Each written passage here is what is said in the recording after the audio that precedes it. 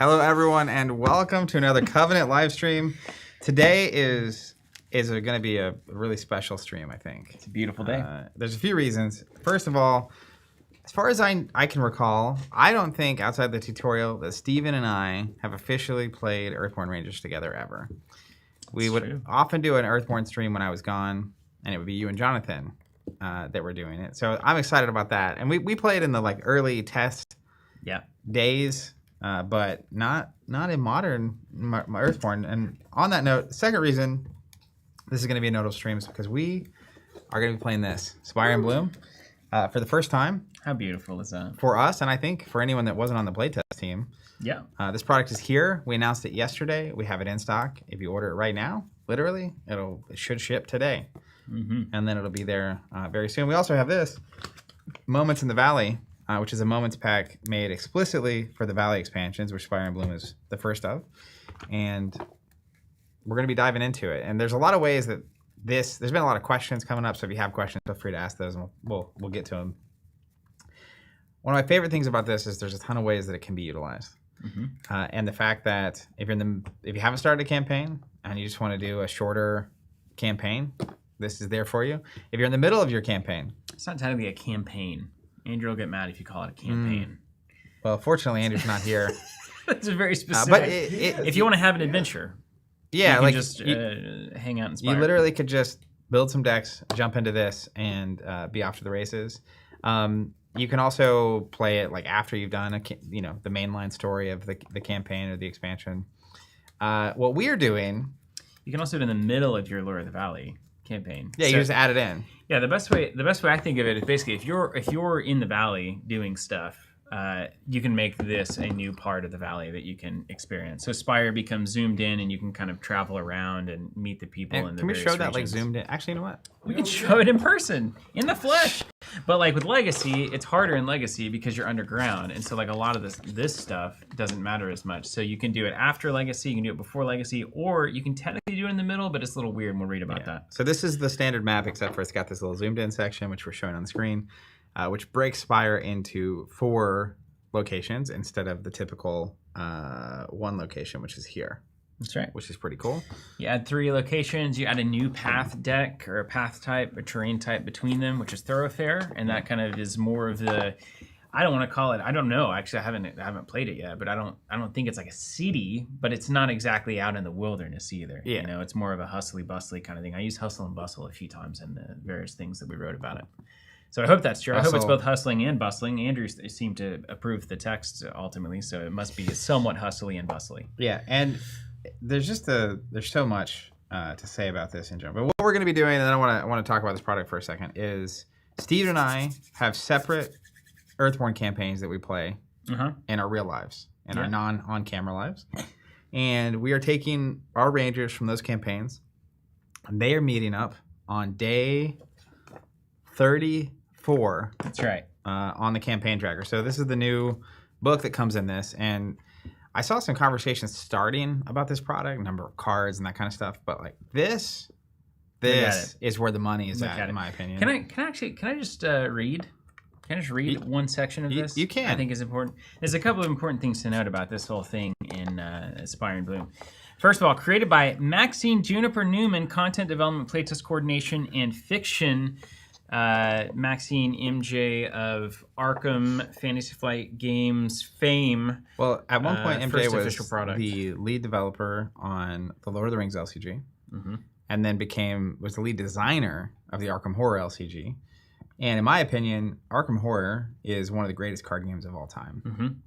Beloved by all. Yeah, and so MJ's work, beloved by all. This is MJ's first true project at Earthborne. First thing coming out are these Valley expansions, which is what a treat and privilege. Yeah, what a treat. There's 4 of them, and then there's 4 of these, and then they all work with this pack. So just think about it. This is like there's 8 cards for each of these Valley expansions in this, and some little secret stuff too that I'm not sure when it comes into play, but it looks very cool in there as well. And this is equivalent to moments on the path. And there's a lot of question. Why were these separated? I asked myself that question of Andrew many times. But it's because, and we finally figured it out, because Mr. Navarre himself doesn't like playing with the moments in the deck. Well. So it wants to be very much like, hey, the Earthborne experience is this way. Here's the path deck, and here's how it works. If you want to add the moments to it, that is an option that you can have. But we don't want you to feel like this is a necessary piece of the expansion that must be added. Yeah, well, and some context on that too. So I've used the standard moments expansion, which is moments of the path. Moments on the path. Yeah. This is moments in the valley. That's right. So the valley paths. Finding that in particular. Anyways, so in my campaign that I play primarily is 4-player. And when I was talking to Andrew about this, he was saying that he felt like they were seemingly better suited for the larger play counts, and if you play solo, etc. But it's also some people. Part of that is because the moments are a thing that happens and then they go away.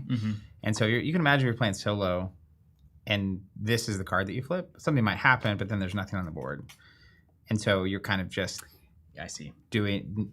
not really creating the environment as much. But if you have 4 players, 3 things coming on the board and a moment happening. Yeah. That also does something maybe with those things on the board. So I'm curious. Check it out. Now we're at 2-player count. I'm inclined to use it just to see how we feel about it. You see, the thing is because Andrew just plays solo most of the time. He just sits over there by himself and plays his own game and drinks his tea and drinks good about his life. Huh? Andrew Navarre, creative direction, fiction, graphic design. Andrew Fisher on the game design direction. That's a big task. Evan Simonette on art direction, graphic design, illustration. Joe Banner on concept artwork. Sean Lab, I believe is how you would pronounce that. Technical editing. And Andrea Delagnis, proofreading, and then a lot of playtesters. One of them is your brother. Where's Tim? Do you know that? I did happen to know that. I was talking about that yesterday. One is Ian. And Eric Wainwright. These are people we know. Just before the stream, Jonathan was commenting. I agree. He was like, I'm pretty sure since the pandemic started that there isn't a single card game that has come out that doesn't have an Eric Wainwright playtest credit. He's a machine. He gets around. He's like Jeremy Zorin 2.0. You know, he's got a similar kind of just like, how are you so good at everything? Yeah, it's really frustrating. We need you to playtest my game because you'll break it.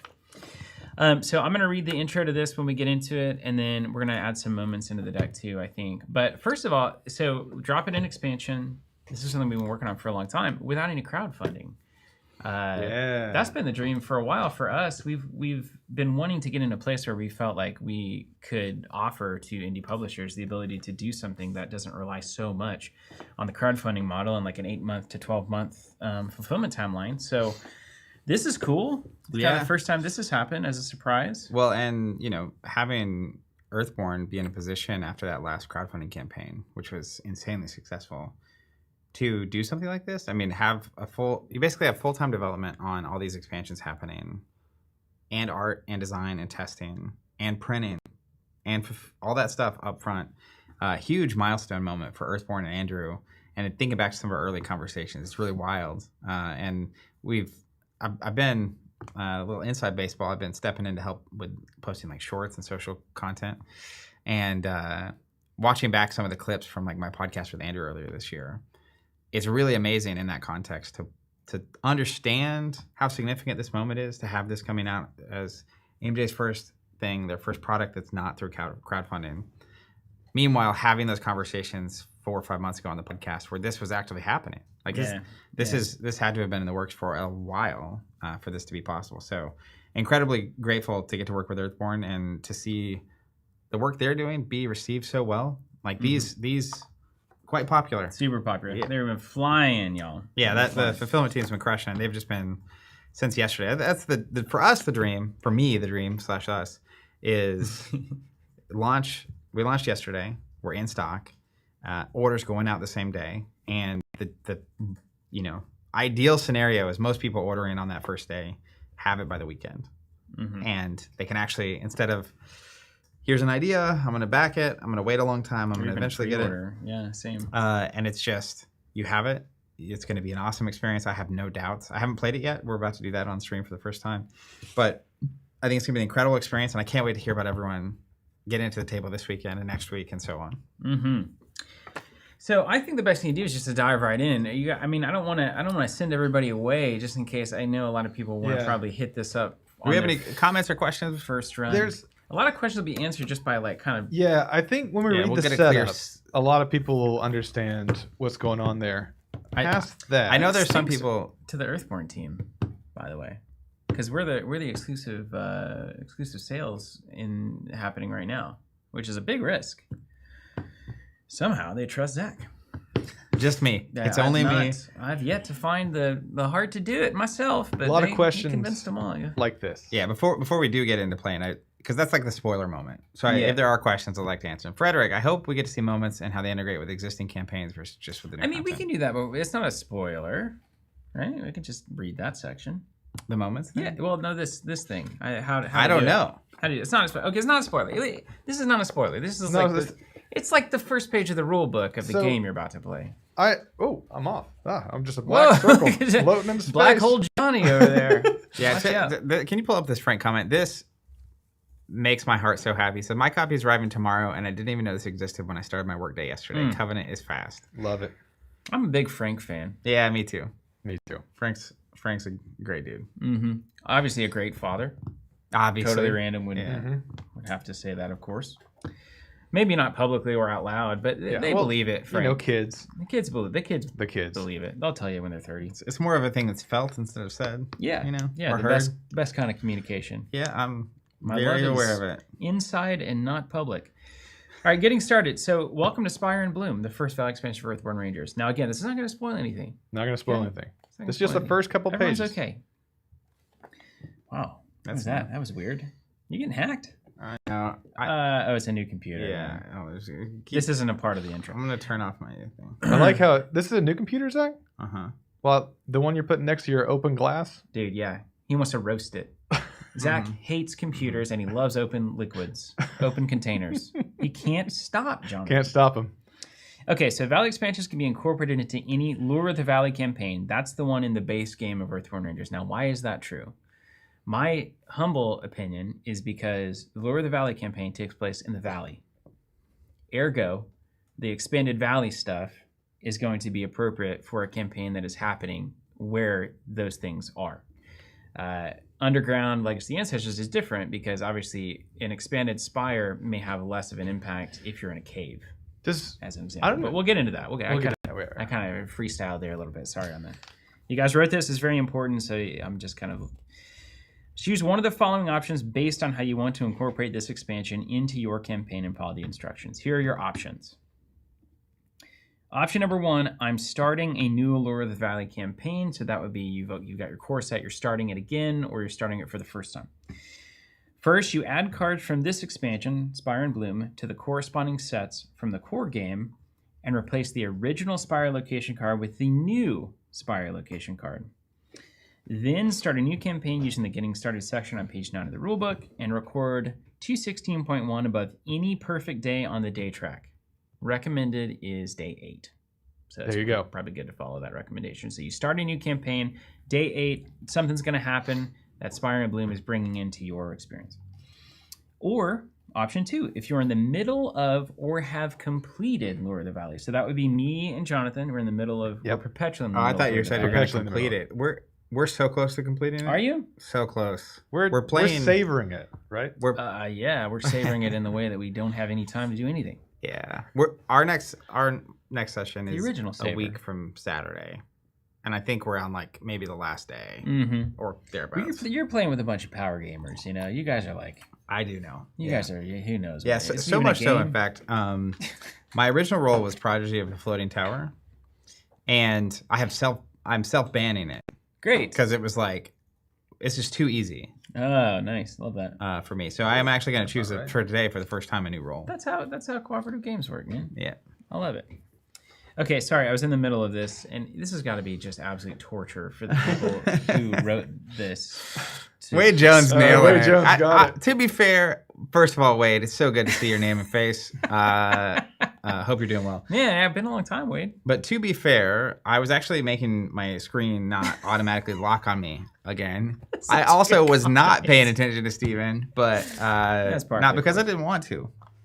Now you have my full attention. That's what Shannon says too. I'm in the middle of or have completed Lure of the Valley. First, add the cards from this expansion Spire to their corresponding sets from the core game and replace the original Spire with the new Spire. Finally, record 216.1 above any perfect day on the day track. We recommend day 8 or the next perfect day on the day track if it's past day 8. So we want to get into this quickly. So basically the same thing. And then we have an expanded campaign tracker on the back. Should your expanded Lure of the Valley campaign progress past day 30, so because Spire is going on, maybe there's a few extra days and you don't finish in time for the back of the original rulebook, you can use this to continue through to day 45. So it just gives you extra days. And they go through various weather sessions there. And then let's talk about the campaign expansions for a second. While the Valley expansions cannot be fully integrated into campaign expansions like Legacy for a variety of reasons, some of the new content may be used even while playing a campaign expansion. Additionally, if you've completed a campaign expansion, you can return to the Valley after the events of that campaign to continue exploring and to play through the new content in this expansion, which is basically what we're doing, more or less acting like we're either in the middle of Lure. Well, we're kind of acting like we're just like done and we came back and hung out in the Valley. Choose one of the following options based on how you want to incorporate. If you're currently playing a campaign expansion, add the cards from this expansion to their corresponding sets from the core game. Not all of the content will be available in the campaign you're playing, but some, like the Valley set, may appear in that campaign. If the campaign you're playing includes the Spire location, use the original one, not the new one, and use the map included in the campaign expansion. So you basically add this to all the sets, and some of them might be relevant, many of them will not. And then if you're returning to the Valley after completing a campaign expansion, first, that's what we're assuming we're doing. No, we're not. We're going to do this because this got secrets involved. Yeah. We're going to act like we've completed Lure of the Valley, but we're not completing a campaign expansion. So if we're coming back after we've completed a campaign expansion, we add the cards as you'd expect to the corresponding sets of the core game, replace the original Spire, and then return to the Lure of the Valley campaign tracker and resume from the last day you left off. If you did not play Lure of the Valley, create a new campaign tracker for that campaign, record the Valley Secrets mission on it, and cross off entries 194.1 and 1.04 on its day tracker. They've thought about this. Begin at Lone Tree Station using the Woods terrain set and record 216.1 above any perfect day on the day track. We recommend day 8. So we're going to start at Lone Tree. We're not going to do the Valley Secret thing. We're going to start at Lone Tree. We're going to use the Woods terrain set, I believe. Looks like the woods over there. And then we're going to record 216.1 above any perfect day on the day track, and we're just going to assume it's this day. Okay. And we're going to start with 216.1. So that's how you add those in with your existing expansions. And then, just for, just to give you even more context, Moments in the Valley, in case you haven't experienced Moments on the Path, what you can do, this adds exciting and narrative moments to your path deck that can be used in conjunction with any of the following 4 Valley expansions: Spire and Bloom, Shadow of the Storm, Into the Maw, or Sky and Smoke. 4 expansions that we all get to look forward to, one of which we've seen here, Spire. After resolving a rival setup at a location, if that location is within the new territory established by a Valley expansion, so in this case, Spire, draw cards equal to the number of Rangers from the moment set matching that expansion and shuffle them into the path deck without looking at them. So we would arrive at Spire, we got 8 Spire and Bloom moments right here. And now if you want to be a real weird player, you can look at what might be ahead of us in Shadow of the Storm and in Into the Maw. And it's a real test. Sky and Smoke, but I'm not going to read them. And then there's this thing back here that's like, what is that? Why is that there? I don't want to even see it. It's a weird thing. Very quickly reveals whether you were the kind of kid that shook their Christmas presents or not. Wow. Okay. So these are 8 moments cards, and you'll shuffle them in, and then you might see 1 or 2 while you're rolling around in Spire. Whether or not we do that, I don't even know. I don't even know if we're going to do it. We'll find out. I might play Andrew Navarro style. Raw. He doesn't even like expansions. Sometimes he just puts the cards on the table and makes up his own game. I mean, that's what he did. Oh, right. I guess that is what he did. All right. So, any other questions before comments, we get questions, etc. Maxine, you could also just start near Spire to show off the new content. They're too good of travelers. They'll get there. We can go from Lone Tree right in, right? Can't we? There's right like 3 jumps, but he's 3 lived on his jumps? seeker. Yeah. 3 jumps? Yeah. Why don't we start closer then? Because you've already built it? We've already built it, and there may be a special surprise in that deck. Hold on. You're telling me. So there are Lone Tree Station cards in Spire and Bloom. 1 Lone Tree card. Is it designed for us to see it? It may be. It may be. Oh my gosh, he stacked it. I see. He stacked it. I don't know about you. I haven't been back to Lone Tree Station in many days. No, I've almost never been. It's probably been a couple weeks since I've been to Lone Tree Station. We've not been back, really, have we? Jonathan? I don't think so. No, I think once you get out of there, you just disappear. We literally just started exploring weird stuff for no reason. Yeah. And then it threw us into all sorts of insane. Yeah, Zach was looking through your deck and found that crazy reward card we got, like the very first thing we did. Mm-hmm. And he hasn't even seen it before. He's never seen it. There were multiple cards. He's about to win the game, but he's never seen that daggum card. Because we go for the secrets. We always go left when the level starts. I got cards you've never seen. I can put money true. on that. Yeah. Have you been to the Martial Rebirth? Just as a fellow ranger, I'm curious what's down there. Also, we started going in there, and we quickly decided to not. One of my absolute favorite things about this game, not even a question, is the map and how much time me and the other players spend having these conversations. Just looking at the map. Hey, well, it's kind of cool. I'm like pretending like I'm running into a ranger that I haven't met before. And it's actually like, hey, do you have any intel for what's going on down here? I've never been there. You don't.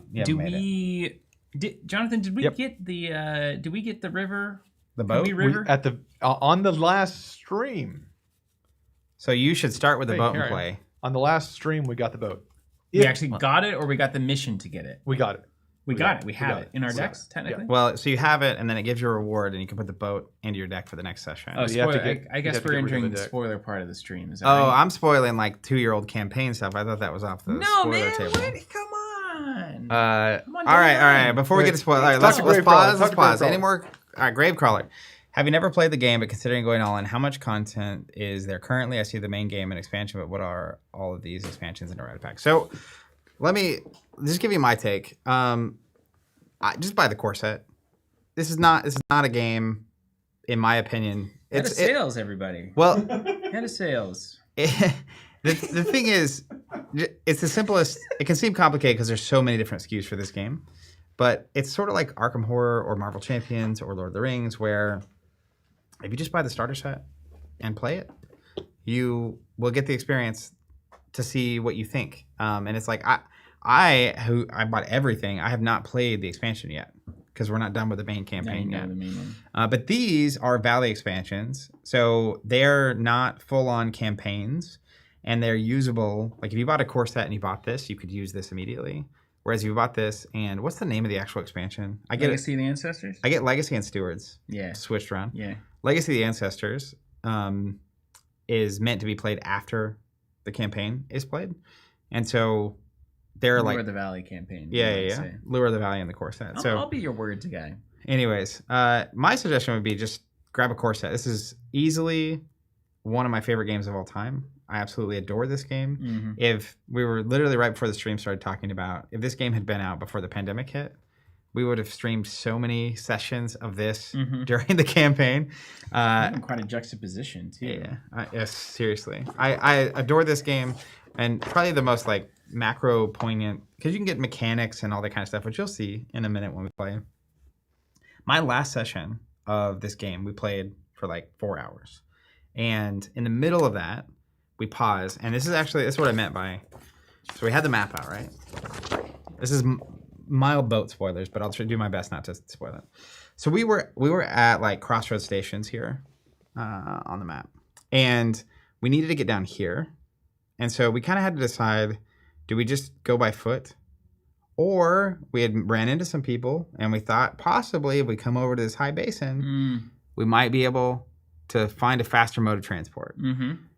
And then we're debating whether or not which one we want to do. But then the conversation shifts, and it's like, well, we know there are two groups of people that need our help, and I won't spoil anything, but one is going south and one is going this direction. And so we spent 30 minutes debating who we were going to go help. And somewhere about 20 minutes into that conversation, I realized that we were playing the game of Earthborne, and the game was us debating who we were going to help. Yeah, wow. And it was really, I was just sitting there. It was like such a powerful moment to have, where it sort of like tricked us into, and I think that mentality, right, carries over, where it is just a game, but also if a game and the content you're engaging with can get you thinking along the lines of who am I going to help? And that being if that was the conversation all of us were having all the time. Anyways, so on that level, it's just, this game is remarkable. Yeah. That's my essay.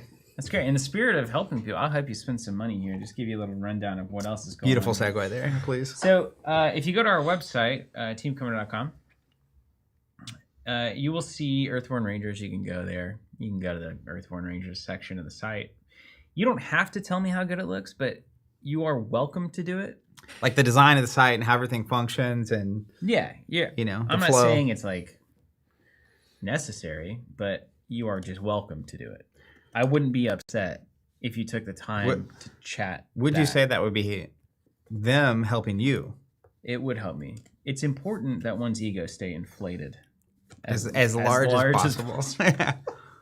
All right, so on our website, we have geniusly separated this into 3 categories to help with your exact question. So the first category is the main story, and this is like the main story. This is like the core of the game. So you got your core set, that's a must-buy. And then you've got your Legacy of the Ancestors, that is a continuation of that main story. So you want to get those 2 for sure. Look, John getting in here. John Berga saying, "Whoa, website looks great." Wow, unprompted. Gravecaller, it looks lovely. Where did all this praise come from? Why are they saying this suddenly? Well, it's just probably because it's so beautiful. Like you go and it's just stunning. Like I haven't experienced the web like this. So core set and legacy are like giving you the true meat and potatoes of the Earthborne experience. You can play through just that. You can play through just the core set. If you love it, you can buy a Legacy and Ancestors to play through just that. Then we have the expansions tab, and this is like if you want to make the experience even more vast, more replayable, bigger. It's just a way to basically add options for the game. So Spire and Bloom is one of these. There's going to be 4 of these valley expansions. They're going to take the actual valley locations and the valley itself and give you kind of new areas of it to explore and experience. Andrew was talking in the video about one of these expansions actually unveiling a new part of the valley in a map rather than diving into an existing location like Spire. Yeah. So that's going to be sick. You know, hypothetically, if we were looking at this map here.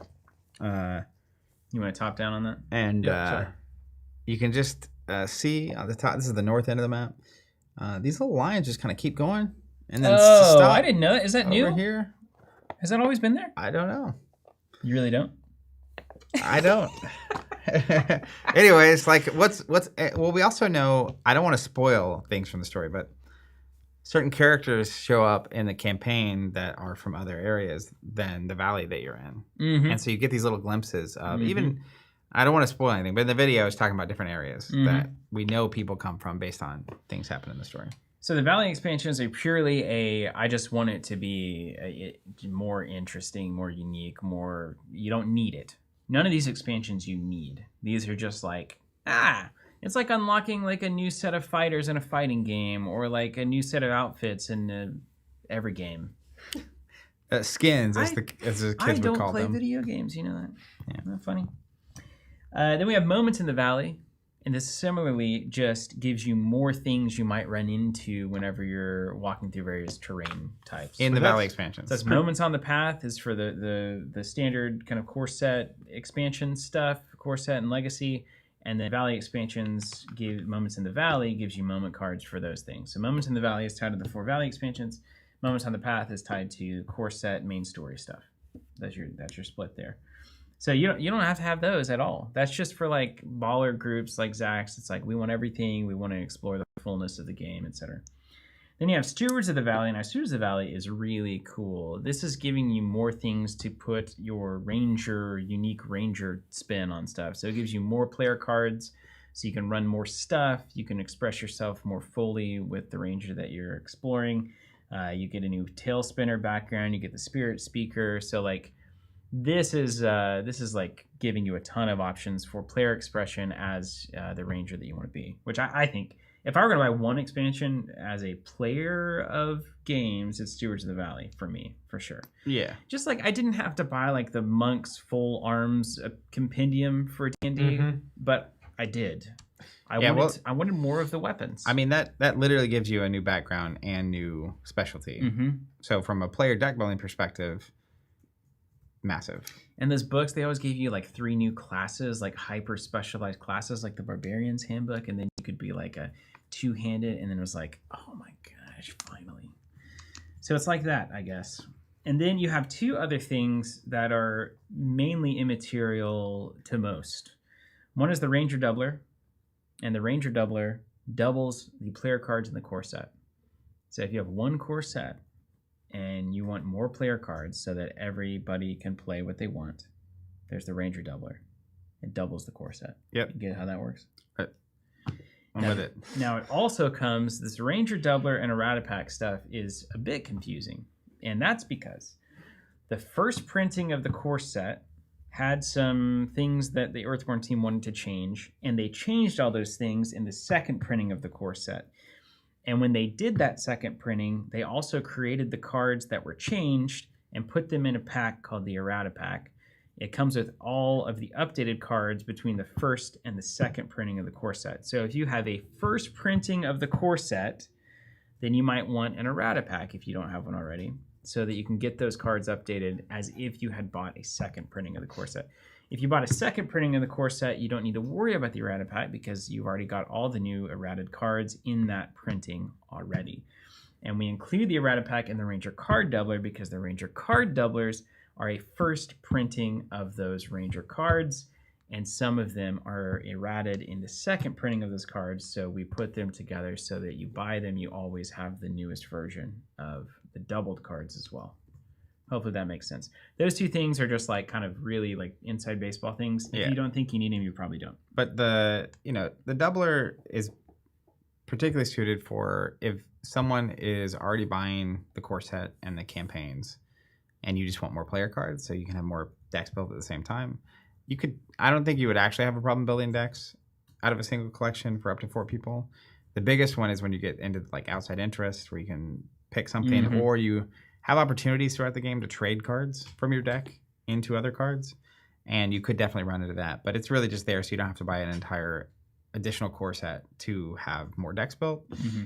Or if you want to have multiple decks built at the same time yourself, that can also be convenient. I think it's a fun challenge too to not be able to run the cards the other people are wanting to run, and you guys got to like figure out who gets what, like in Team Sealed. And then Zach, good point. Zach M. The errata pack also has the better dividers, which were included in the second printing, which is good. And the Spire has dividers as well. That's right. And Moments has dividers as well. They love including dividers. You can divide so many things. Infinite dividers. And it has the names of everything on it. So like they're thinking, they've been through this. They understand. And then we have the upgrades category, and this is where you lose all your money. There's no need to buy any of this, but it is a way to lose all of your money, like I did. Buying the deluxe wooden tokens. And you'll see us using those today. Incredible Huge upgrade. fan of these, yeah. Deluxe Ranger meeples. Incredible upgrade. I got some over there. Should I open those up? They're right there. We might need those, yeah. World of Earthborne Rangers book. Yeah, come on now. You could buy only this. You don't even need to play the game. In fact, if you aren't buying anything else, do this. Look at that. I love lore You like books. source books, lore books, Beautiful. Maybe we'll learn more about Spire from that book and the expansion. You've got your full valley map and your full legacy map. Like a map you would get if you went to like the Grand Canyon. And it's got little routes and stuff on it. It's clever. unbelievable. It's just crazy. So cool. It's unbelievable they did that. And then all the playmats. You see some playmats here. That's where all the enhancement. Now, you don't need any of this stuff, but you will find yourself buying it late at night. And then there's also all the Ranger minis. They've made in pewter versions as well. And if you love to buy minis and say you're going to paint them and then never do it, these are for you. This is the product for you. And if you actually do paint them, please post them on our Discord because they look beautiful when they're painted. Huge fan of these. Yeah, Locator just doing such a I think great I job. have some sitting in a box. Waiting, they'll get painted. There was a question I saw come through real quick about the subscriptions. So I want to just clarify this. Which one? There's been a few. Just saying they love the way the website looked. Okay, we're a little confused about that. Oh, they were saying that. Oh, yeah. Okay. Confusion. The first there as well? part. Yeah. Bummer. Anyways, so here's them how all. a subscription works, and this is our first Earthborne subscription. That's right. We haven't done subscriptions for Earthborne before. So if you go to our website and you add Spire and Bloom to your cart and you check out, after you successfully check out, a little purple box will pop up and be like, hey, there's more of these coming. Do you want to automatically get them? And if you sign up for one subscription in that moment, you activate it. The Valley expansion subscription. Yep. Once the next product line is officially announced, and added to Shadow of the website, Storm, I think.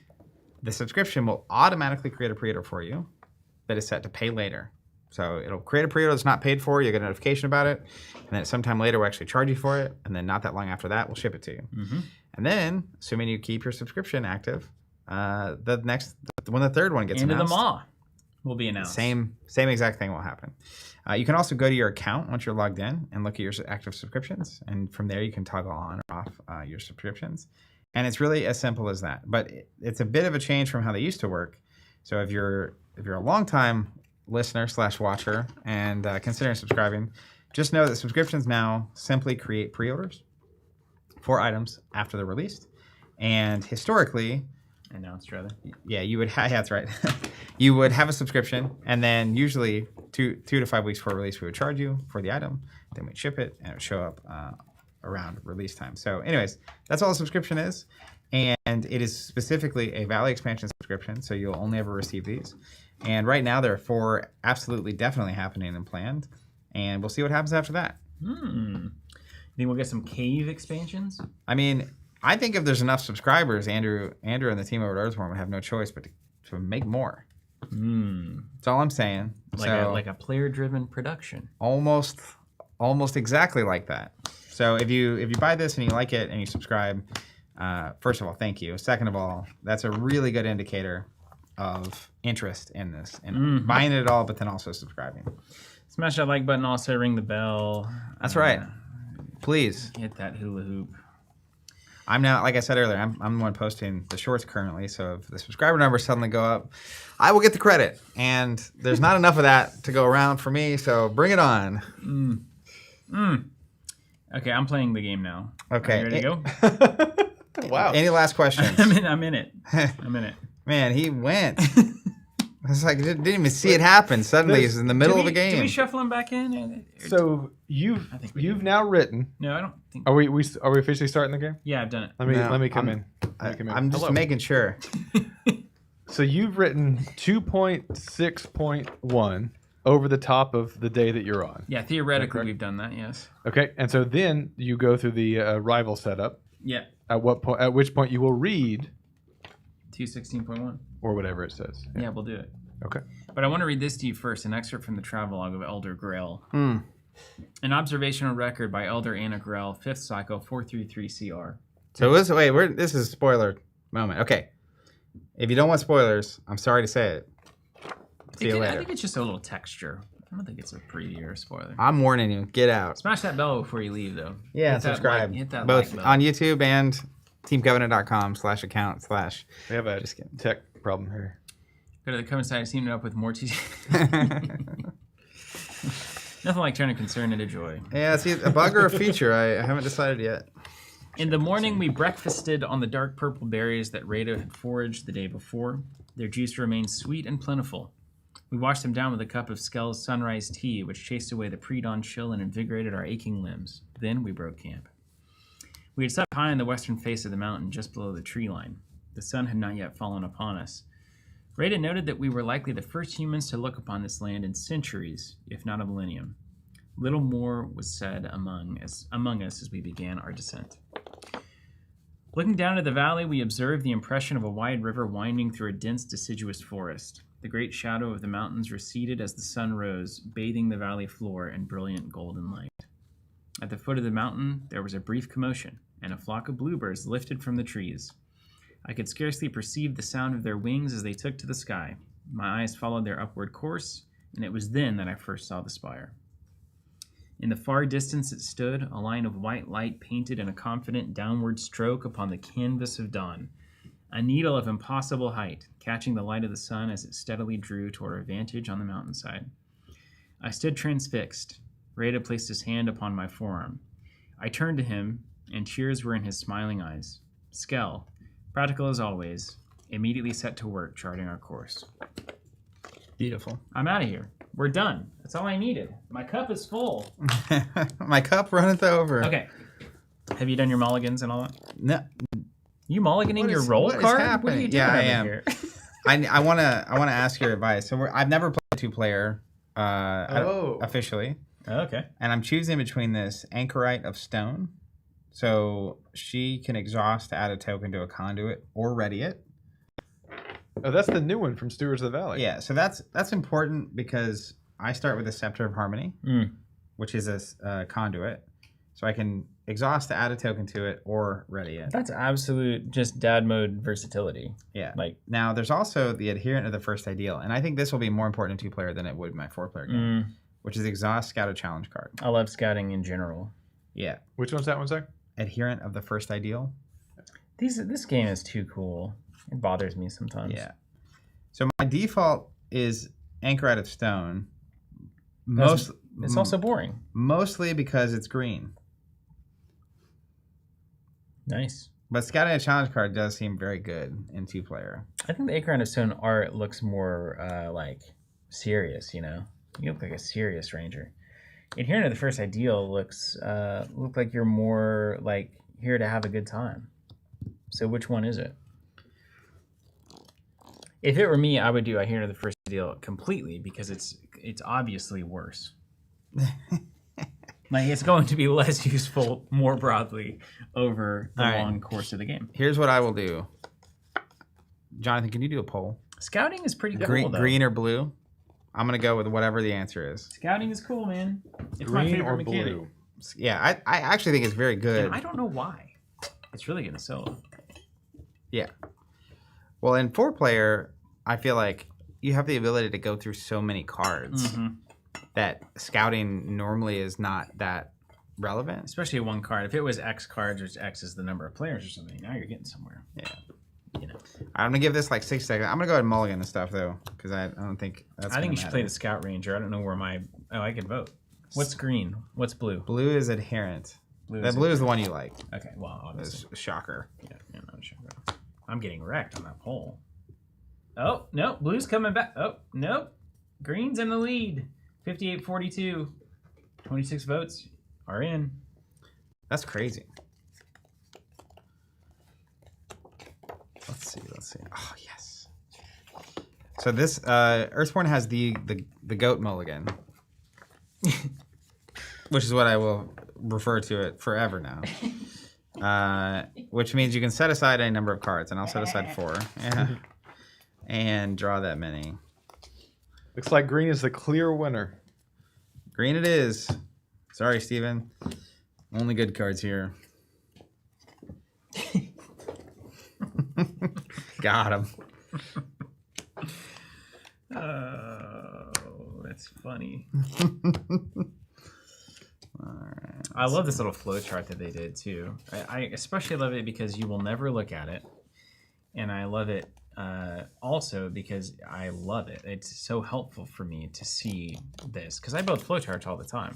Oh, that you Lord. also don't look yeah, at. that's just I immediately am anxious when I look at that. Adam Hester, can you pull that back up real quick? Saying, is that staff easy to charge? I remember it being harder, so maybe adding charges would be better. So the staff says after you perform a test in which no challenge effects were resolved, add a song conduit here. So in my experience, and I might be totally wrong because I'm going for 42 players, the number of opportunities I had to charge this thing were immense. It's going to be very interesting, your 2-player experience. Yeah, I agree.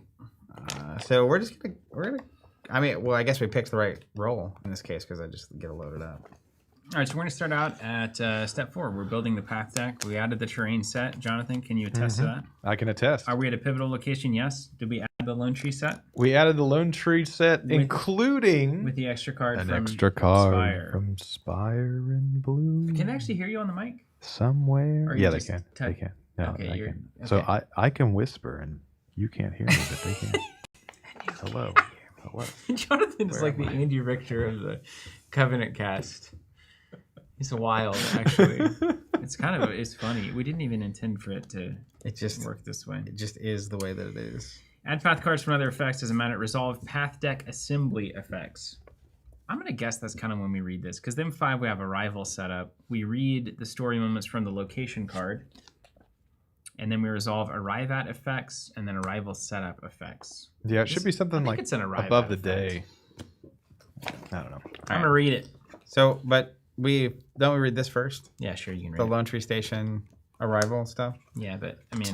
technically, we need to read entry number 2 in the main campaign. And we're not even going to do it. We've read someone it at Earthborne Games is rolling their eyes right now. Well, you've counted... Dude, but they don't understand. This is how everybody plays this game. We play it better than most. Like, more accurately than most. Am I right, Frank? Am I right? This is the Spire in Bloom. Spire in Bloom has begun. Everybody in chat. You've counted many beautiful days in the valley, but today is shaping up to be particularly stunning. A soft breeze plays across your skin, and the sun rises over the mountaintops, casting its golden light upon the newly bloomed flowers that cover the hillside. Hummingbirds and cloud-high bees flit here and there among them. You can't remember seeing so many flowers in one place in your entire life. Spring is sprung. Spire is in bloom. Perfect for this exact moment in Oklahoma. Yeah, it's cold, dreary, and awful. A glorious morning, is it not? You're stirred from your reverie by a man's voice calling from the trail. You recognize Raymond from your travels. He often runs caravans of both supplies and people to and from Spire. He approaches your camp and shakes your hand in greeting. It's always a pleasure to meet a ranger on the trail. Looks like the weather is going to be perfect for the Blossom Festival, doesn't it? What good fortune. This is the first you've heard of a Blossom Festival, but you're not surprised by the news. There's been abundant and abnormal floral growth all over the valley for much of the current cycle, and Spire's Master of Revels, Etrelash, is known to organize impromptu celebrations for occasions such as these. Best kind of celebrations, honestly, the impromptu ones, you know? Yeah. I hate scheduling things these days. Why do we got to do that? Everyone's got a schedule. I've got a schedule. Well, we got kids, we got lives, we got habits. Here's what I'll say about that. We went to Houston Blossom Festival a week and a half ago. Mm-hmm. We scheduled going to Houston. Yeah, we did.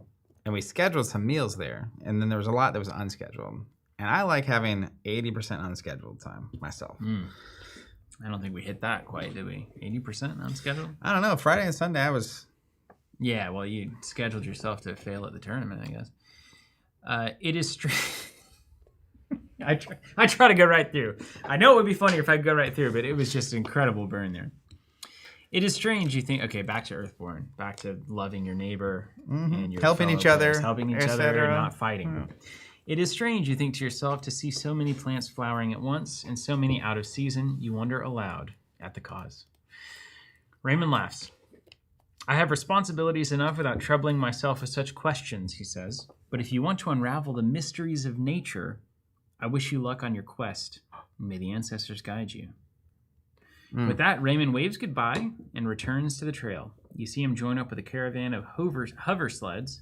Hover sleds. Hover sleds. That's the Wisconsin version. Yeah. Hover sleds. Hover right over. And stilt horse wagons, if you can believe it, traveling in the direction of White Sky. As you prepare for the day ahead, you imagine the delights the Blossom Festival might hold. Honeyed sunberry wine, luxurious sounds of a Dolewood lute, specially prepared foods and confections by Spire's most talented chefs. Perhaps you should go to the festival grounds of Brookside, the small village on the riverbank across from Spire itself, to see how preparations for the festival are coming along. Rangers are tasked with aiding the people of the valley in whatever way they can, after all. Maybe they could use a hand. You start down the trail and watch as the cloud hive bees dance among the flowers. Okay, now serious text. On the day track, record wild growth underneath the weather for today. 3 days from now, 6 days from now, and 9 days from now. It's on the back. On the back of the book. I need something to write with. Yeah. You got a pen over there? I got one, but I have to go get it. Is that okay? I will go get it. Wait, I got a pen. You gonna come back with one of those Cayman Jacks? Here we go. We're going to the Come Boston Festival. come baby. back with a jack. You know what I A mean? little highlight, you know? I think we get the highlights when we get to the festival. Okay, now what did it tell me to do? Do you guys remember? Wild growth? On the day track, 369. record wild growth 67 something. underneath. As the kids say. Skibbity. A 3-6 Mafia reference followed by a random internet child meme reference. You're on fire. You're spanning the entire the thing is, breadth of the internet. After getting burned so bad, I have no choice but to be on fire. Okay. Record wild growth underneath the weather for today, 3 days, 6 days, and 9 days. I told you, 369. Oh, no, you're going to write on the book? Oh, no, wait, I shouldn't. Whew. We'll remember, right? Why don't you flip that over and just make a note? Listen, can you tell me, if you're out there and you play Earthborne, do you actually write on the book? I write on the book, Zach. Do you really? Yes. We have a whole short about it. Yes. About how it makes it sacred. We have a whole 60-second short. YouTube You're clip. posting How it. did you miss You're it? posting Miss it. it? You're not So even you watching can't. Listen, I don't enjoy watching myself, like content of myself. You said it, man. So if I'm not the one posting them, I am very much not watching them. So wait, 3 days from now, if we're on 34, 35, 36, that's 37? 4 plus 3? Yeah, 40 and 43. Yeah. I mean, we could make our own campaign target with paper, right? We just could print just it. write I'm sure numbers. surely they put a printable They version do. of this I've on the seen website. it before. Apparently wild growth goes under each of those. Really? Yeah. Great. WG. I'm writing it out entirely because I like the word. But I kind of like writing these days. I don't do it enough. On those days, use wild growth instead of the indicated weather, which would be today. Yep. Return the current weather to the collection, replace it with wild growth. Who wasted my time getting this perfect day out? Well, you have to follow the steps. It's about the sequence. Oh my! Look at this. First new new card. cards. Okay, so perfect day, thrown away, Huh. and instead it's wild growth. Let's read this. Weather environment response: after a flora enters play, add 1 pollen to it. Call to this the spring flora in or to Oklahoma. this? I'll send flora. It. Response: when there's 4 or more pollen on this card and/or among flora in play, move them to this card and flip it. Okay, so four in the dolly, and then boom. And then if you the flip sun is out, as in the sun shows up on a challenge card, add 1 pollen to a flora in play, discard a progress or damage from that flora. Hmm. So Jonathan could harvest it could forever and it harvest would forever. keep healing. So it flips.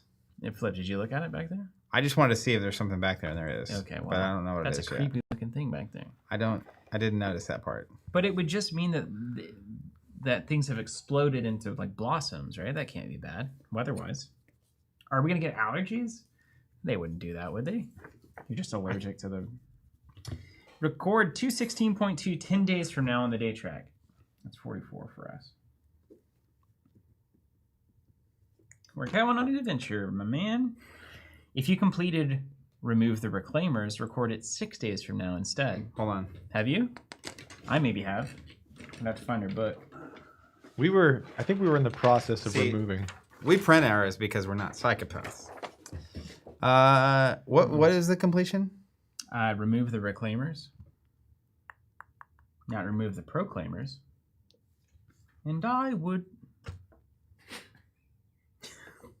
Go on. It's just... We have not...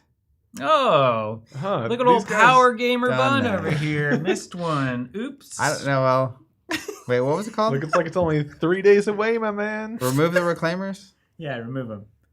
Did Did you you bring them in? remove- Did you add them instead on accident? No. Add the Reclaimers? I think we went down a different path than you. Reclaim A the little Reclaimers. hasty, if you ask me. Gain the cause for celebration mission. Oh, ooh, hey, well, hold on. Pull that one up. Should be in your new stack. Here we go. Second new card. Hold on. I gotta find. There it is. Cause for celebration. Can you read it to me? Etra Lash is planning a festival in Brookside to celebrate the sudden season of growth and renewal that has swept through the valley. Maybe you should check it out. Brookside. Arrive at Brookside, read this thing. So this will just go up in the missions cabinet. Arrive at Brookside. When we arrive at Brookside, we get to do that. Got it. Right on. Arrive at Okay, Brookside. got it. Travel to Brookside to see how preparations for the Blossom Festival are coming along. I'm just saying it's in the missions. It's in the missions, yeah. You looked in the missions, surely, right? I don't think we You didn't do anything. You could have. You probably skipped. Find the nest, into the nest. Journey to the biological outpost. Invasion stage 1. Deeper motives, etc., etc. No, it's not in there. Maxine also calling out the new missions header. Mmm. Look at that. Listen, I'm like accidentally seeing a lot of things in here. Quit looking, dude. What do you mean accidentally? I was looking for that, you know. Okay, so we gotta get to Whoops. Brookside. Oh, All right, so okay. That's it. as far as I can tell, so where's our map? Where's your new map? Here's right here. Okay, so we're at Lone Tree. Right here. We're right here. Okay, and we need to get to here. And then once we get to here, we'll come in. If we come in from Kobo's Market, we'll go to Spire Crossing. Mm-hmm. If we come in from Philosopher's Garden, we can go right to Brookside. Is there a fast way to do that? No, There's not. it's like way around. So we probably need to go from Kobo's to Spire Crossing and then to Brookside, right? Yeah, I mean, are we pretending like you have a boat? I don't know. We can get the reward card out, and you can just it starts in play. It's a setup card. If we did, then we could go to White Sky, which I think there's also some cards in the box for. No. Then we can journey down the river to Spire and get right here. And 2, or it'll take us 3 to go by land. 2th by sea, 3th by land. As the American Tale clearly. How quickly do you think we can move on foot, though? Because you said the river thing was kind of hard. The river cards do suck. Listen, but this comes from a guy who hates water. Like, everything about my experience on that boat was horrible. Yeah. It's like I would have rather walked 10 times as far. Well, but I'm kind of weighing it against going into the box and getting the boat at all, because that's also just like we could just not do that. We could just walk through. Let's just walk. Let's just walk it. Okay. Let's just take a stroll on this beautiful day. Beautiful day. We're gonna go to Boulder Field once we're done. Oh, bring that back. I'll just put it in this little box right here in case we need it. Right. Okay. Play some Earthborne. Okay, Lone Tree Station. Resolve arrive at effects. Arrival setup effects. Draw 1 path card. Hold. Don't forget about arrival topside setup. mass. Hold on. Yeah, sorry, you did. So it says, I'm going to be delicate, Jonathan, because I think you've done some things here. Search the path deck for the next predator and discard it. Ah. Did you see a new card? You didn't put anything on top specifically, did you? No. Wait, did he actually not? You just looked at it. It is new, isn't it? Is this new? What? That? Are you crazy? Are you serious? The Sika bug is not new, but is the dough? Is the dough That's new? all we did on the tutorial. What's the... What Okay, I has see. happened? I don't know, man. I haven't been up north in a long time. Use topside mast and Lone Tree. Easy as pie. I don't even know what that means. Have we not spent enough time on Lone Tree? I got the biscuits. I never came back. Wait, did we put the new card in there? It's in here. Was it called topside mast? No. So there is a topside mast in there. I don't know about that. And if you had the Scout Ranger... I'm looking for the Predator. That goes in the discard pile. Oh, good. And while we're here, there is a card in here called Topside Mast. All right. Are these in it? Can I shuffle these? I mean, my hope was that you would get to the new one. So you could do consistently random if you wanted. That's fine. You could shuffle I'm gonna and just leave them as they are, you know? I'm going to leave them as they are. Matty P style. Okay. Then, Lead Ranger. Who's the Lead Ranger? You are. I don't know about that. Lead Ranger will draw a path card. So I get a path card. Mm-hmm. And it is a Sitka doe. Yeah, never seen that before. Never once in my life. We've been on the river for days. It's horrible. Get off the river, guys. I'm so happy to have a different team. I forgot what a Sitka doe even was. Yeah, man. I don't even know what the ground... You know when you, like, been on the water for a while, and then you get on some ground? Yes. You ever been on, like, a deep-sea fishing trip? Man, the ground never tasted so sweet. Anyways, so here we are, Lone Tree Station. Now we each draw a path card. Yeah. Let's put this. Starting with the Lead Ranger. Yeah, of course. Sitka buck. Just going right here. Boom. Evergreen Thicket. I've definitely seen this one before. Along the way, Obstacle. Love that, so it's a problem. You have to work with that one. And then it goes to us. Let's play some Earthborne Rangers, man. We're in. Now remember, the Sunshine is going to add pollen. We currently do have a floor in place, so the Evergreen Thicket will start getting wildly grown. Oh, after it enters play, it gets a pollen. Oh, just straight up. There it is. I'm not going to use... Green is traditional progress, right? Blue's progress. Blue's progress. Yeah, blue's progress. So I'll put green for pollen. Green for pollen. Green up there. Easy. And then remember, we can always do an awareness plus heart test to search, and scout path cards equal to effort, and then draw one. So that's a good way to go find the topside mast, which apparently is a card that we should know about. We can't go do it now because we've got an obstacle in the way, so you need to take care of this. And then you've got a bunch of creatures in front of you. Yeah, they're friendly. They're friendly. Not explicitly, as in it's not written on the card, but... Well, that was one thing. I remember the very first time we played, like a no-art, white paper version of Earthborne. Mm-hmm. Things came out, and we were deep in Arkham streams. My immediate thought was, and literally I verbalized it, was, how do I kill it? And Andrew was devastated. So it's not a game where you just kill things all the time. Hey, dude, we don't even need that topside mast.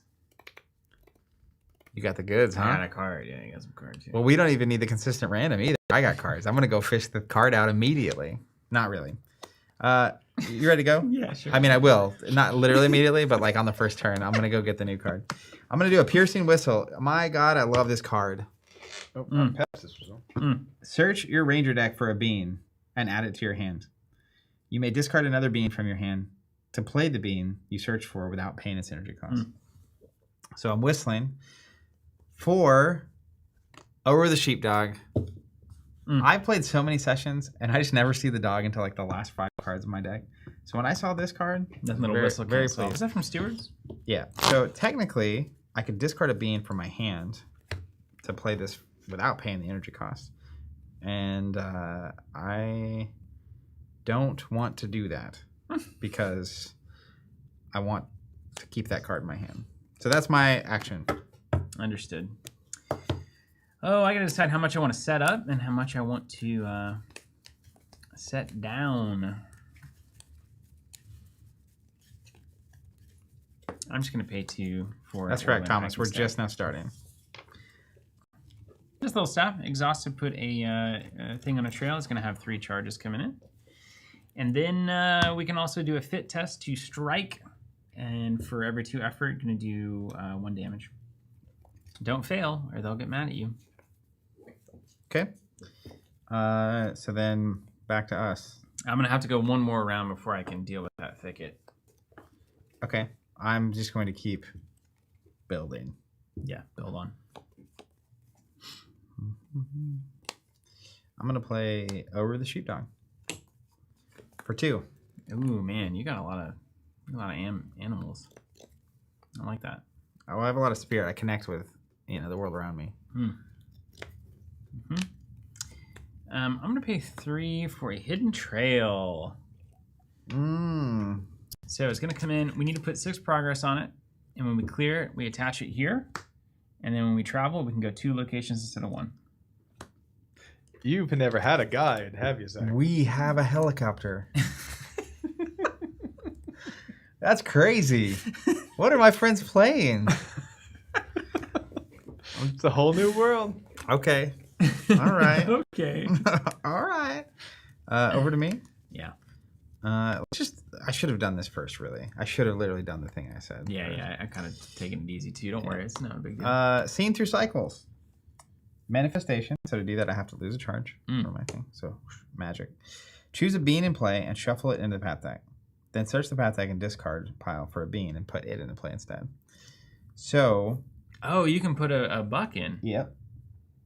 I'm gonna put the true buck. It's got horns, yeah. Yeah. It's scary. I'm gonna shuffle it in. I gotta grab a bean. Oh, interesting. It's a ridiculous card to exist. It is a very, very good card. What is? The one I just played. The get the thing and get the thing. How about we grab? I think you pronounce this Olive. Olive Ranger Aspirant. How would you say that? Oh yeah, I'd say Olive. Friendly, page 209 or entry 209. You think you could hook me up with that? Giddy up 209 Olive. Okay. You almost don't spot Olive before she swings down from a high tree branch, landing nimbly in front of you. Hi there, she says, beaming, resplendent in her gray iron wool cloak. She's clearly very proud of it, considering how well she's kept it since starting her travels as a full-fledged ranger. Where are you headed? Need any help from a seasoned veteran? She lets out a light-hearted chuckle. Add 4 XP to Olive. She currently has 0, or she starts with 0. She adds 4. Clear Olive with progress to either teach her more or part ways. Oh, wait. Andrew says, wrong entry. Oh. What did you tell me to read? 209.1, yeah? 209. Olive, Ranger Aspirant. Enters play. If Olive earned her cloak, go to a place. Otherwise, go to a different place. Let's go to a different place. Ahead, you spot Olive's soul sitting on a low branch overlooking the southern woods. Having gone through much of your training together, you remember Olive well, of course. Yeah. We forgot the first time. We forgot that. Yeah. Oh, what was I thinking? But you... He was... Well, hold on. Narratively,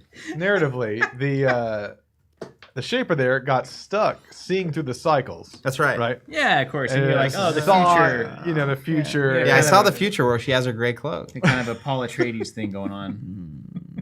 The burden of... I like that. I like the theme fix there. During the Aatrox Mountain night hike, an important exercise in every ranger's training, she fell from a great height and broke both her legs. Oh, Jeez. dang. Wow, Andrew, come on. This is pretty serious Maxine. stuff here. You guys been watching The Pit.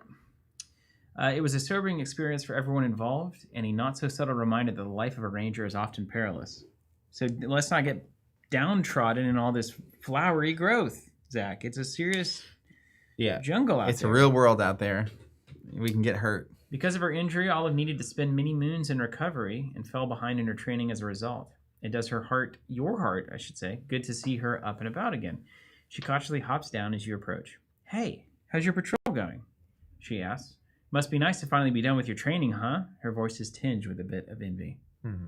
Clear Olive with progress to ask her how training is going. There you go. We will do it. I can't imagine what she said. She doesn't get XP, right? She doesn't know. There's no... not yet. By the way, Cool.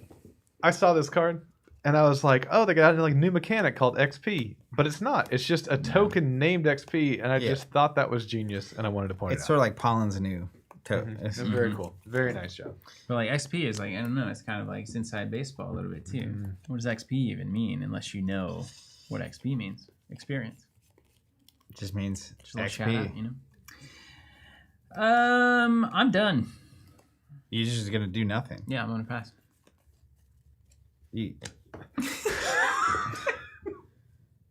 But you have a spirit you could connect with Olive on and not get exhausted? Do you want me to? I mean, do We you really talked wanna, about this. do you We wanna- need progress in the on it, right? tutorial. Yeah, we could do that. Should we? I mean, if you're just gonna waste the energy, Do you want me to sit that dough down? no. You like the dough being... No, I'm gonna kill the dough. You're going to kill the dough. I'm literally going to murder the dough immediately. Yeah. Wow. I know, Andrew. Turn away. I'm gonna break It your is heart. a different experience playing with Zach, you know. I'm just I trying don't to grab want to their kill the Jonathan's dough. over there, you can make tea and like share it with the dough. And you, meantime, you're like running a slaughterhouse over here. Listen, I got animals to feed. What's everyone supposed to eat? Circle of life, baby. Sure, let's try to connect with Olive. So she's one presence, and you got one spirit. Good luck. Why is there one? Oh, Plus that's we the need- pollen. plus we want I got pollen, you There's know? pollen. I got you. Okay. Hey-ya! Wait, do I want to add? I don't have any hearts, I don't think. No, I don't want to add. Here we go. +2. 0. 1. So one goes on. 1 goes on. You want to hand me the blue die? Blue die. Oh, and I did the thing I never do. And then we resolve the mountain. Discard from this feature. Nope. This actually works. If there's an active predator, there's not, except for you, apparently. And that's me. Back to you. Is Oru a predator? We don't have Oru in our campaign, so I don't know. Oh, you have him as a card though. I thought you didn't have the image. Oh yeah, no, I got it. No, he's a bean companion mammal expert. Okay. He doesn't actually eat anything on his own. That's even weirder. Like it's not like he like exhausts and like goes and attacks something for you. Oh, right. Is the point? He's a very friendly dog. Oh, that's true. There's not even a... Yeah. Unlike Quiet. However, Quiet's got a bit of an appetite. So we'll play Quiet. And Wait, that's not quiet. This is quiet. yeah, it's the reward version of Quiet. Spoiler. Do you want me to avoid anything? Any beings? No? I don't think so. I thought Zach was gonna be like a peaceful shaper. He's got the harmony staff. No, we didn't think that, actually. It is what it is. Hey, No, did you you... can pull that Trump frog comment back up. They meet the rookie ranger. Zach immediately starts teaching her how to kill any animal that comes into sight. The poor sick kiddo. What? I was just making sure. I just wanted to see what you... Okay, yeah. You got a little combo deck there. Okay, go ahead. I'm Okay. passing forever. So I'm gonna. This isn't even a proper action, but I'm gonna exhaust Quiet. Do 3 damage. Add 3 harm to a bean, and harm to Quiet equal that bean's presence. So God, Quiet is there to eat doughs. he'll take 1, and then this will get discarded. And then I'll also that's better. Also exhaust Oru. Move a bean and add 2 progress to it. So I'm gonna move this here. Just checking out my hidden trail. And then for my actual, I guess, action, as it were, I'm going to connect with Olive. How much do we need on her? 6. 6. Okay. So I have 2 spirit. I'm just going to use it. And this is a standard. You get a +1. You're on. You're in. Standard connect test. And let's see what happens. +1. Minus -1. 1. Okay. But still 1 progress goes on. 2 - 1 is 1. Yeah. And then we will resolve the sun. So add a pollen to a flora in play. Yeah. Done. Nothing on this level. And then what does Olive say? Olive uses her training to help you out. You may discard 1 XP from Olive to add 1 progress to another path card. Cool. She's got 0 XP. She has no experience, which that thematically makes sense. All done? With that turn, yep. Pass.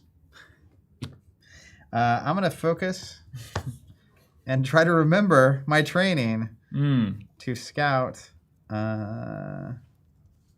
ranger cards and then draw 1. So let's try it. And I got another sun. Devil. And I got a -1, so I fail. Yep. You Somehow. remember nothing. Too many cycles being seen. Add a pollen. nothing else triggers. Doesn't matter, yeah. Yeah. Pass. And I'll exhaust here. Add a token to that. It's like one of those videos of somebody playing like that magic deck in Commander. Like, okay, and then I will. Now you discard your whole hand, and everything is now an object. And then the deck is, I think, pretty good. You can imagine too. So like, I moved that over, and I don't have anything here. So a lot of times there aren't icons on my side, and so like, anyways, Yeah. you start loading that up, and then I off see. the races. I Okay, get it. that's it. That's all I'm gonna do. Yeah. Also, Oru is technically. These guys are technically up here. Oh yes. I do that wrong. I think Hidden Trail is here too. I can't remember if I put it up here or here. I think it's here, but that's none of my business. Each ranger is rested. Yes. Do we want to travel? No, we can't. We don't have anything on the thing. Refresh. Each ranger draws one card. Just the card you want. The perfect card, some would say. And then we refill our energy pools. 1, 3, and 2. Then we ready all exhausted cards in play. And then we come back up to drawing a path card apiece. All right. I got an overgrown thicket. Oh no. Oh, no. Comes in with a pollen. Oh, no. we got Wait, 4 we did it, pollen. we did it. When there is 4 or more pollen on this card and among cards play, move them to this card and flip it. So all 4 pollen will go to it. And pollen clouds have Oh, look at the art on that card, Jonathan. I love it. Response: when there's no pollen on this card, flip it. Dude, check this out. When we get a red icon from the path deck or the challenge deck, it says, "Achoo! Discard 1 pollen from this card. Each ranger discards 1 energy and suffers 1 fatigue." It was allergies. Allergies have been introduced to Earthborne. That is an incredible design. That's fascinating. Sunberry Bramble. We gotta get out of here. I can't breathe. This is horrible. That gets a pollen. But it doesn't, right? It doesn't say that anymore. Oh yeah, great, good catch. And so we just have to suffer 4 times before this thing's back to normal. There's Just no like way real to, allergies. no way to remove it. Yeah, Just Wow. have to suffer. man, be a shame if we had some way to soothe fatigue. Yep. That would be good. Perhaps some trail mix will make us feel better. Dude, look, this really is like a wild bloom. We've got 2 thickets, a sunberry bramble, a hidden trail through it all. It's crazy. Okay, back to us. Back in black, man. Do we need to get this to 6? Yeah. Okay, so before I do anything, I'll exhaust Oru to move her here and get her to 6. Wow. And then clear 209. These dogs are broken, man. Well, we haven't even started petting Oru. He'll get real excited. We haven't even started petting Dude, it. We have You not can- yet begun. If you to take a pet. fit plus heart test, you can pet Oru. If you succeed, you ready it and soothe the fatigue. So that's another way to soothe Dogs that are pollen fatigue. broken, man. Okay, 209. If we clear the progress, if no, otherwise, yes. Wow, there's a lot here. The Parthenon. New reward card is going to include a dose of Zyrtec. Wait. This isn't right. Chat's doing great throwing around these allergy jokes. A plus. Andy T. Harrison, I love how the game makes allergies the truly painful suffering they really are. Oh, 295, not 296. We asked her about her training, of course. Okay, yeah, how'd it She go? says, training is, well, it's been difficult, she says. I've learned about as much as I can about being a ranger. I've spent a lot of time in the library reading books and studying maps, but I haven't had the courage to go back out into the field since the accident. She let out a long sigh. Maybe Bo was right after all. I'm just not cut out to be a ranger. It's the end. That's all. I'm just kidding. You tell Olive that you're sorry to hear that she's having trouble, but that she shouldn't give up. It's surely only a matter of time before she's ready to get back out there. Maybe, she says thoughtfully, and at this, a light seems to kindle behind her eyes. Say, would you be willing to help me? You're right. I can't just sit around at Lone Tree Station for the rest of my life, but I'd feel a lot more confident if a full-fledged ranger was by my side. What do you say? Either A, absolutely, let's get out of there, or B, sorry, Olive, you need to figure this out on your own. Is that really what it says? Yeah, brutal. I don't know how your ranger behaves in this universe, but my ranger would be very inclined to do option A. Yeah, same. As you're like, as the Sitka dough is dripping from your mouth. Yeah, I know you suffered horribly and like have maybe some PTSD from this, but you Here's can figure a it steak, out. kid. Yeah. Absolutely. Let's Get your own dog. Let's get out there. Olive looks so relieved she might cry. Really? Oh, thank you. Let's get going before I lose my nerve. Discard all progress from Olive. Attach helping hand to her. And then a little note here. Add as much experience to Olive as you think she needs. Then clear her with progress to see if she's ready to overcome her fear and finally don the cloak. So this is kind of one of those scale to your heart's desire missions. You said helping hand? Yeah. That's not a new card either, Zach. No, this is a regular old card. I've seen this one a lot. You've agreed to help this person complete an important task. We have to do it this day, or That's it goes easy. away. Easy mode, yeah. So what's the choice that we have in front of us? We need to add as much XP to her as possible, and then clear her with progress to help her don the cloak. After a path card is cleared, if the location is not a ranger station, add XP to Olive equal to the cleared card's presence. Mm-hmm. So we got to get her away from Lone Tree, and then we got to clear cards, and then she'll get experience as she rangers with us. And we haven't done that. We haven't done what? Does check the sun. Check the sun on her. The sun. Olive uses her training to help you out. You may discard 1 XP from Olive to add 1 progress to another path card. No. This is what it happens, but we're at a ranger station, so nothing matters. So we need to get outside of a ranger station, clear stuff. That gives her experience as to how to be a ranger.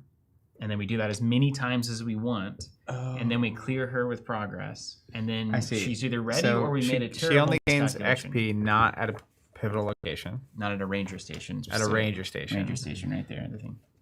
And we're going to set the number that we think we're going to get her to before she's ready. Well, we'll just decide. It might be like it's... Oh, we don't have to choose right now. No. I thought right now we were picking That's the number. That's what I thought. You can put as much on her as we just right now. That's not right. Give her experience, and then we as much as we want. Then we can test her when we're ready. Yeah. Yep. And what triggers... Do we just read that entry, or... Whenever we think she's ready, we clear her with progress. Okay. Use your but instincts. until then, she continues to gain experience. And is she on the board still? Yeah, there she is.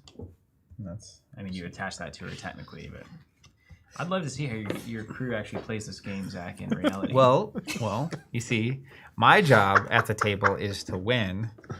Their job is to maintain the board state. So I don't have a lot of experience at that. Maybe I'm gaining XP.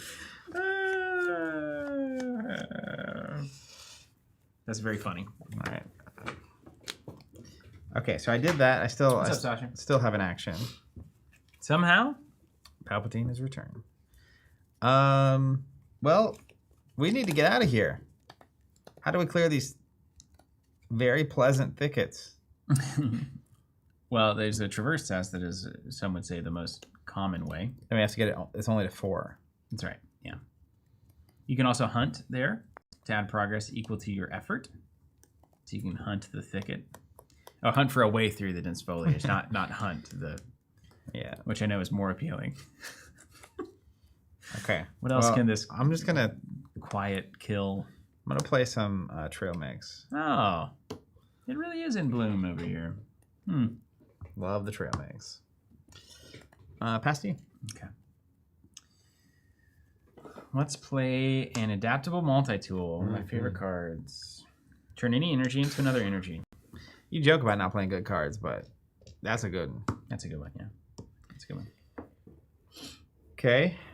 Well, I can't traverse anymore because I spent all that. Oh, I'm last round. I wanted to use that to put one on this bad boy. Okay. I don't want to slow I'm us a down, fool. because, and then it would come in, and then I'm just gonna do that again. No, I'm not gonna do that yet. I might need it for the thicket. Okay, I got the multi-tool. Then you do what? Okay, here we go.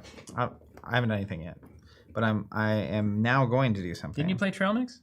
Yeah. I played this. You played the Trail Mix.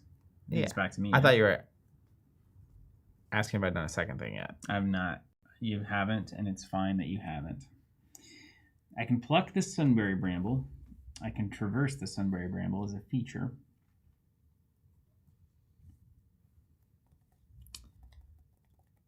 I can go right to the thicket. Do you want me to get rid of the bramble? Are you going to? Oh, the quiet can just eat it. Really? It's not a being? Oh, It's it a does being. have to be a being. Yeah, you. Suspect. Yeah. I don't know that their session counts. We have Ben Comstock. It definitely counts. Oh, it definitely counts. He's got eagle eyes, man. Yeah. And a ferret somehow. I want this to be as efficient as I can. I don't need... Yeah. I'm going to kick this off. I'm going to do a remember test. 1 to 1. Yeah. 0. I'm going to draw 1 card. I'm going to leave this here. Smart. I'm going to scout 1, right? And then draw 1. Isn't that how it works? Yeah. Oh my god, the exact card I need. And then draw 1 ranger card. Okay. Done. Keep resolving. And then we go to the things. Nothing. Achoo. It's blue. Oh, it's red. No. Discard a pollen from this card. Okay, I'll take this one for you. Each ranger discards an energy and suffers a fatigue. Achoo. That's the both of us. Each ranger? Dang, they're brutal, man. Yeah, we all have allergies. We're sharing the suffering. Blue, discard, doesn't matter. If there's an active prey, is there prey? It's red. Yeah, We're doing red. Yep, still red somehow. Okay, great. Yeah, I'm not sure whose campaign is more sus. Man, how do you know my blue isn't your red? You know, it's a it's- classic philosopher's dilemma. It's true, Mm-hmm. but the icons match. There's a little symbol on the red. Right, you know. right. Yeah. Also, how do you know that what I see, it doesn't? Yeah, I just did not do that right. Well, it was. You could just go into the Kantian and stuff. Yeah, The just, only reality you experience is your own. that's exactly what Kant said. Precisely. Go Mine, ahead. Yes. I will. I will engage with this thicket. You see, I'm gonna try to hunt for a way through. So I'm Cool. gonna spend an awareness, and I'm gonna use a perceptive attribute card. Mm, If I succeed, I'll actually get an awareness back. nice. So it's like a no. You just a card for. Well, it's double or nothing because if I fail, I lose it all. You lose it all. Yeah. So, anyways, looking for a 1. I got a 0. Perfect. Great. So I succeed at 2. We'll put 2 progress on. Halfway home. Then we'll resolve. I succeeded, so I'll get this back. Resolve icon. Boom. Oh, Lose at a you, pollen. man. Be fatigued. Lose an energy. These allergies are painful. This is accurate. This is accurate It to is. my It's very. experience. Yeah, it's a bummer. Also, in my mind, it was like, all right, MJ design, Earthborne. I'm curious to see what MJ designs in like a very friendly, positive, energetic, colorful out environment it's compared brutal. to Arkham. And it's just Arkham. You're killing us. Brutal. Anyways, The unspeakable horror was red. allergies all along. if there's an active predator, there's not an active predator, so that doesn't resolve. And we'll discard this, and it's over to you. Okay, I feel like I need to take care of that overgrown thicket, like now. Because if we draw the blue, we fail. But that really does ruin my turn. But honestly, it's just, I think it is necessary. Don't allergy me again, or my turn is over. I am going to exhaust my adaptable multi-tool. I'm not going to do that yet, Jonathan. Sorry, you popped. Sorry, you Putting popped it that. back. Putting it back. Putting it back. I'm going to do a traverse test onto your overgrown thicket. I'm going to add meticulous to go to 3. After I succeed, I can suffer a fatigue to add this card back to my hand, which I probably will do. I'm going to perform a test and dodge a card with the Undaunted Seeker to get through the Sunbury Bramble without taking any fatigue. 1 second. Before you do this test, Mm. you have 2 fitness here. Mm-hmm. I could let you eat trail mix and soothe your fatigue if you'd like. You can let me eat what? I can let you eat some of my trail mix, and you would soothe fatigue equal to your fit. Equal to fit. Equal to fit. You have no fit either. Yeah, I mean, but sure. before you spend it, I may as well Sure, let you sure, recover sure. those 2 cards. Yeah. Love that. Then you can do the same thing you were going to do. It might affect what you do as well. I don't know. Are we playing where if you have quiet, I can also play quiet, right? Let's just not play that way. That's how we play. Yeah, you can't have 2 quiets out. Well, there's 4 of us, so you can imagine if everyone's got 2 quiets in their deck, it's like it's always quiet. It's always quiet everywhere. Those does are relentlessly destroyed. I've got a test of 3 coming at a difficulty of 1. I'm looking for a -1 or better. Hey, Sean.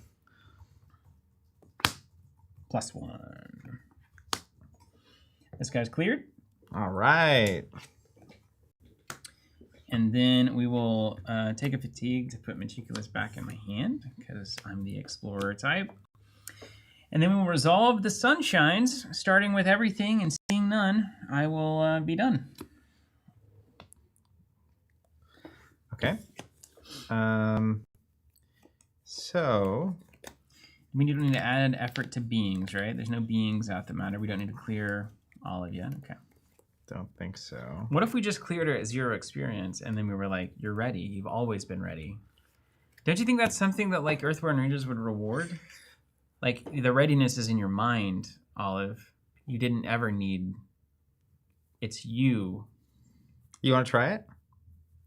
I could try it literally. I mean, we're just sitting around. We haven't even left Lone Tree, and it's like, no, but you're ready. I just worry that they're going to be like, oh, you say she's ready, and then she gets eaten by a, Aatrox. Well, is it okay if I have a bad test at this point for you? Yeah, you were that's like, fine. You didn't want to get messed with.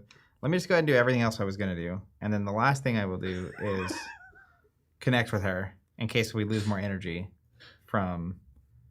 I have one more thing to do after you do one thing. Can you do one thing that doesn't require a potential allergy infestation? I would have to pass, but I could pass and then jump back into the Can turn. you, though, in this game? Yeah. Really? I'm 99% sure. That seems unfair that you could do that. It's like, I'm laughing at Andrew a comment. That's absolutely sharking. You can't pass. I mean, you can either rest or not rest, right? What was Andrew responding to? The experiences in your mind. Yeah. He said, haha, no. Meanwhile, MJ is just laughing at us. It's okay. What was the question? I can risk an allergy loss. Can you pass in this game? I thought you had to rest or not. You had to rest or not? You can't pass. There's Get no out of here. passing Get out of here in with that baseball. nonsense. Is that true? There's no passing in Earthborne. Yeah, you can't pass. Is there? That's crazy. Can you pass in this game? Jonathan and like I are so you high can pass flying. We're once? action heroes. We've never even considered passing. Yeah, passing is resting. Okay. Yeah. Yeah, Thanks, if you're out, you're out. Yeah. Which I'm sure you've been doing accurately the entire time. Yeah, you're playing. definitely. Yeah. I never have this I'm problem. calling Ben Comstock. I'm calling Ben. I'm the one that's got 4 things to Listen, do right dude. now, and you're asking me to pass. That Maester deck was a problem, and I'm glad that they banned All right, it. I'm taking we're taking a chance on Take a those. chance. Don't get allergied. That's all I'm asking. Okay, so I'll do the most important thing. Draw cards. Just kidding. I'm going to take a test here. 1 for 1. That's a really good. It's likely to be completely meaningless because we're likely to draw a blue and remove it anyway. So if you're just gonna put 1 on and then we're gonna kind of dance around, I don't think it's Okay. Well, Now you could do something with my Sunberry Bramble that would be cool. You could pluck it. 2 fatigue with an awareness. And a reason. it fatigues you. It's a 2 difficulty, so you could get a +1. Just rip it and dip it, dude. I don't like that at all. You've got a -1 in the pool. I'm just going to try to draw a card. Remember, Yes. We succeed. in every way. So I'll scout 1. Mm-hmm.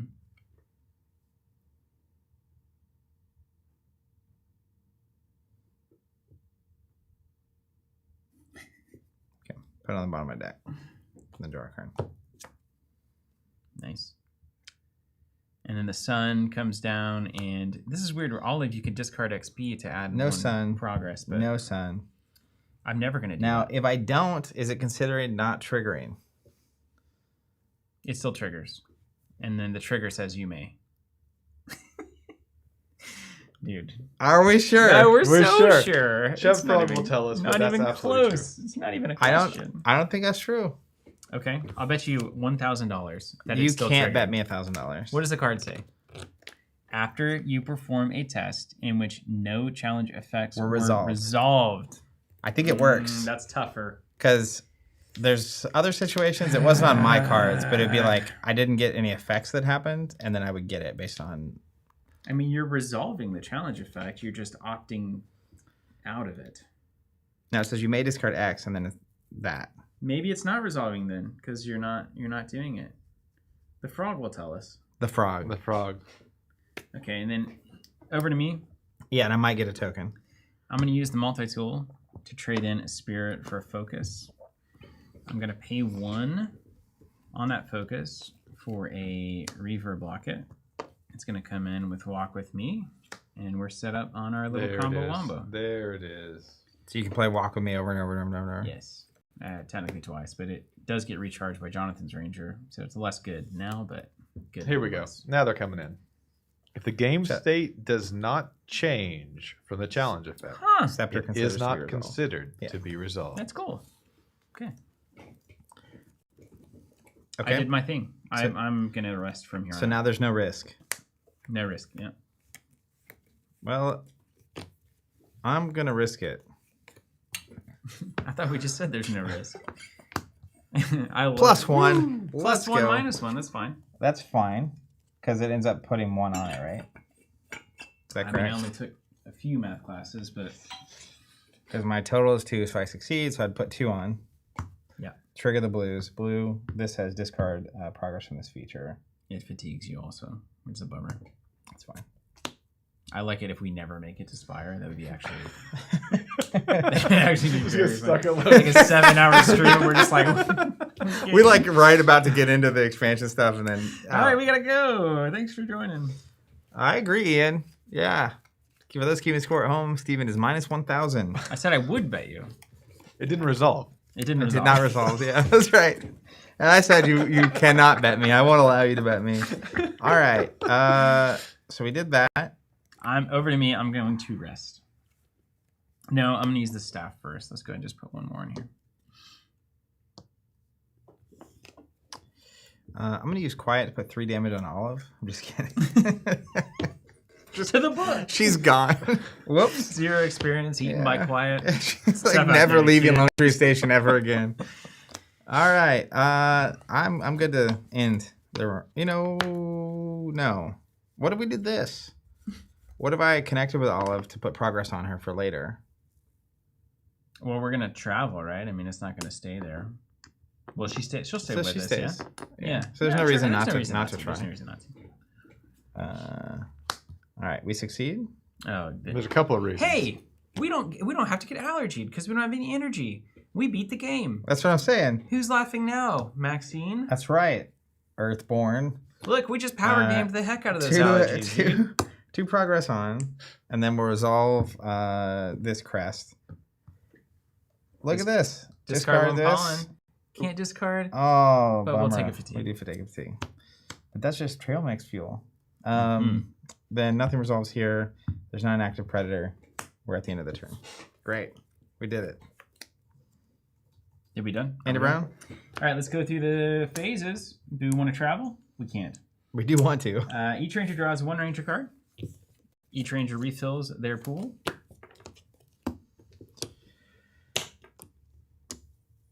This game is awesome. It is. Ready, all exhausted cards in play. And then we go back up to the top. Each ranger draws 1 path card. Big money, no whammies. Spirit Speaker now. Entry number 45. Ooh. This is old school. That's old school, yeah.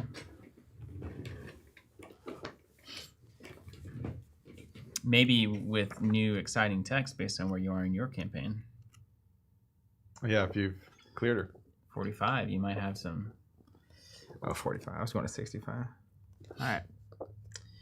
45. Spirit Speaker now. Enters play. If you don't have either the accommodation or the intervention mission, We don't currently. go to 45.1. From one of Lone Tree's balconies, you hear the voices of 2 people arguing. One you immediately recognize as Cordo Haverson's, but it takes a moment before you recognize the other as that of Spirit Speaker now. You don't think you've heard her raise her voice before. You find the 2 of them in the midst of a heated debate. Cordo's face is flushed and now has her arms crossed and is glaring. Although you're not sure what's going on, you feel like you should step in. If Cordo is not in play, search the path deck for him and put him into play in the same area as now. You got a whole cast there. Do not read his interplay's entry, then go to 45.4. You get between now and Cordo and ask them what they're arguing about. Cordo huffs, then now rolls her eyes and turns to you. We've been debating this since Cordo and I first met, actually. She says, it's a question of our role here, both as rangers and inhabitants of the valley. Oh, no. Don't make it too dramatic, Cordo grumbles. I just think that if we're going to be proper stewards here, it's up to us to clean up our ancestors' mistakes. Biomodes aren't mistakes, Nal shoots back. They may have been created for a purpose thousands of years ago, but in the time since, they've evolved and become part of the ecosystem. They reproduce, they coexist, just like any other being. Oh, you think that caustic mulcher that has been lumbering around the wooded areas of the valley is coexisting with everything else? Cordo looks at you. Maybe you can settle this. Now thinks the big, sticky-tongued, acid-drooling eating machine is part of the environment. I, on the other hand, think that it's been eating its way through the rest of the ecosystem, and it's time to stop it. What do you think? He reaches into his pocket and pulls out a ball of claw. You catch it and open it, and find that it's actually a long and lethal-looking gauze blade. Gain the gauze blade reward card. How have we never done this, Jonathan? We've never even seen this. Hold on. What? Is that really it? You just get a knife? No one said not to in the chat. You haven't yet. done this either, yeah? No. I'm just stunned. Is this accurate? Can someone official tell me? I think we're supposed to get this early to make our lives better. Gauze blade. Look at this thing. It's got 4 fibers. Fit. Use a fiber. Slice to add harm to a being equal to your effort. If you fail, suffer an injury. X is equal to the being's presence. That's the best weapon in the game that I've seen. Chub Frog, that's right. This guy hands out free knives. Dude, we could have been killing. All right, so we get from the start the gauze blade that I'll be adding to my deck and not killing things with. Now size. Well, it's important to be able to identify yourself to it just like any other being, she says. The caustic mulcher, like the other biomodes around here, is an important part of the ecosystem. I haven't observed a drastic decrease in animal populations. Have you, Cordo? If the mulcher was a mistake, nature would have corrected it by now. It doesn't eat everything, only what it must. Cordo grunts. You've already told me your plan to prove it. Coating yourself in leaf paste and seeing if the mulcher will eat you or spit you out. Sounds like a terrible idea. If I'm right, Nal says, then the mulcher won't eat living plants, or something that tastes like one. It's not cutting a swath through the forest. It's helping to manage it. Rangers choose. Agree with Cordo, the mulcher must go. Gain the intervention mission. Or agree with Nal, the mulcher is misunderstood. Gain the accommodation mission. Can we tell them we're busy? It does not present that option. But we can. What a classic question. What is natural, Zach? Are humans a natural part of their ecosystem, and therefore their creations are as natural as nature itself? I mean, if is an anthill natural? Is a skyscraper natural? Anyway, I think we should go with. I mean, everything you've been taught tells you not to go with Cordo on this. Emotionally compromised, angry, gruff. Handing out knives. Well, everything I was taught says the guy giving you the knife is the trustworthy one. Really? All right, let's just have that session on stream. Okay, let's go with Cordo. I don't know. What would your character do? I'm not going to transfer this to my actual campaign, so there's 0 stakes here for me. All right, let's go with Cordo. Gain the intervention mission. Okay. Let me just grab that real quick. You even want it? Can we just tell him we're busy? I mean, we can still just gain it. We'll gain it and then fail it. But we'll keep the knife. I'm going with Cordo because Cordo gave us something. Your true friends actually give you tangible objects. I'll give you life experience. I mean, everyone's an ideas guy, That's true. Things. A lot of ideas. That's right, Tom Phillipson. Exact experience starting a second campaign. Oh, there it is. Zach's playing the real game of Earthborne over there. He's playing the Find the Card game. It's a classic. All right. Wow, dude, your shelf really expanded back there. It's the first time I've seen it. Are you trying to dunk on me? Look at that. My trophies are from this decade.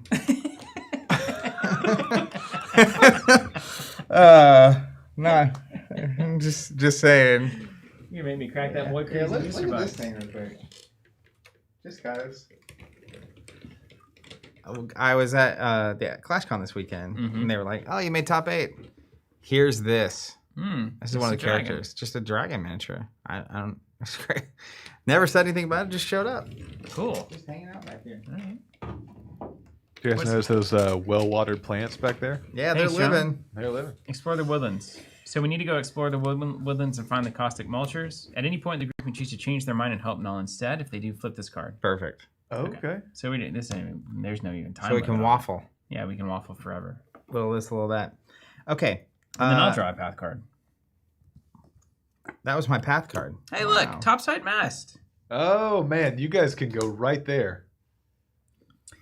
If weather's inclement, we can't, and I need to read the thing. Move your thing there, and then clear it by moving our things there, and we read 42. Let's see. What I do 42 believe is. Topside Mast and Hidden Trails stack. No, never this is the OG. I've never seen these. And you only read that once you- Right, 40. yeah. Well, we read it here when it Oh, comes yeah, in. yeah. Have you done this before, topside mast? I've never seen it before. He really No. just got the biscuits and left. I did too. Well, I've never seen Yeah. this either. No, I have seen the guy that shows up and helicopters you, Yes, me too. Yeah. and he shows our up boy. at Perfect the time. perfect time. Every time. Every time. It's a it's miracle. amazing. Yeah.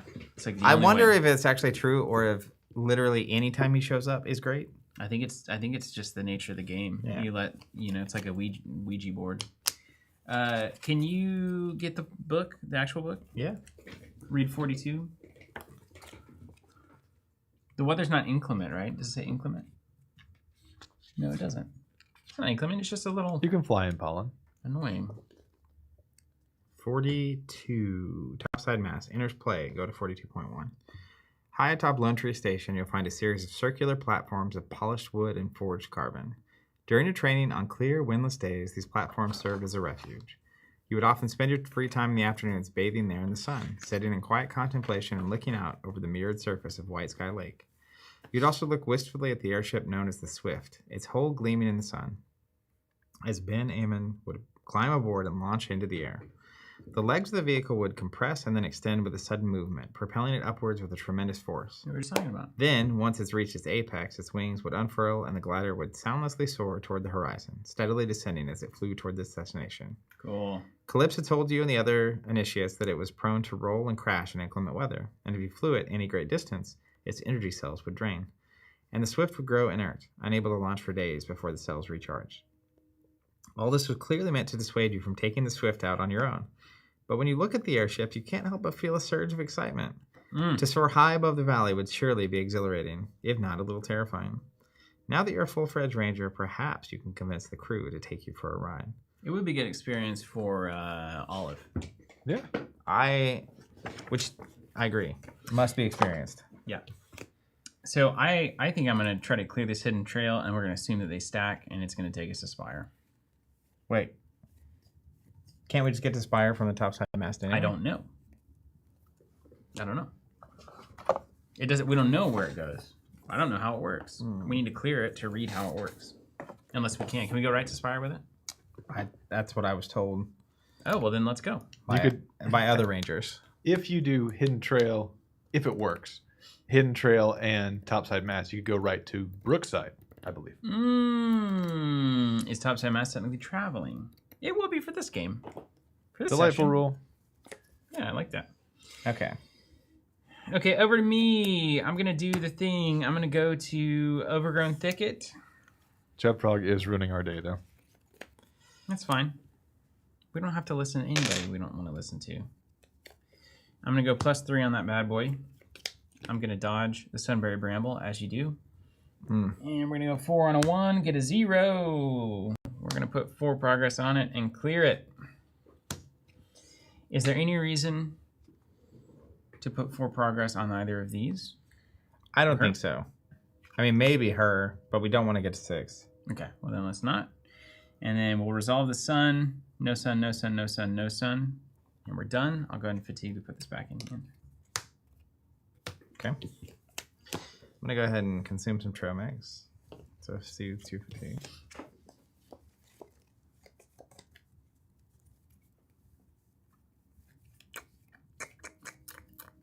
And then we need a focus test plus a heart to convince to move the thing. Okay, that's gonna be a me. Focus plus heart. Yeah, but once I get there, I can give you a +1 since my ranger token will be there. Yeah, my focus stat is wanting. Yep, he's unfocused, ladies and gentlemen. Unfocused. Here's a fair comment if you want to do that. The Parthenon, they don't stack. Neither one says additional locations away. They specify how far you can go. That being said, Mask goes further than Hidden Trail.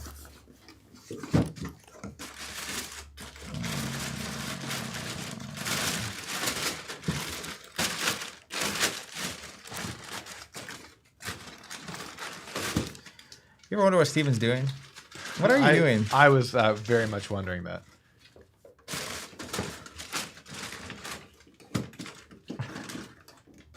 He just left and made noise.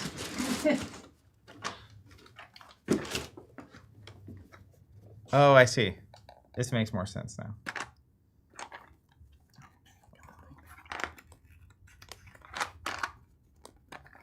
There's stickers. There you go. Oh. She's your favorite.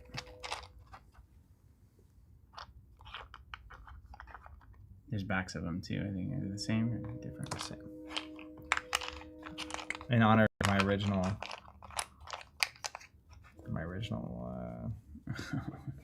Ranger. Awesome. Yeah, that's my pledge. I haven't played Legacy yet, so I haven't had to open. I hope everything's in there that's supposed to be. Great products. Well, I want this. Oh, I want this purple one actually, with the hood. Okay. Have you done anything yet? No, not a chance. I don't know what I'm supposed to do. You can clear this. But I have to. I don't have a lot of that going on. Well, look. Can you get the top side? Look who's worthless now. Actually, it's a feature, huh? Mm-hmm. You got focus? Oh, you don't have that much focus. I got the answer. We are going to shape the Earth. What does that mean? Manifestation. So I spend a conduit. Add a progress to each feature and location.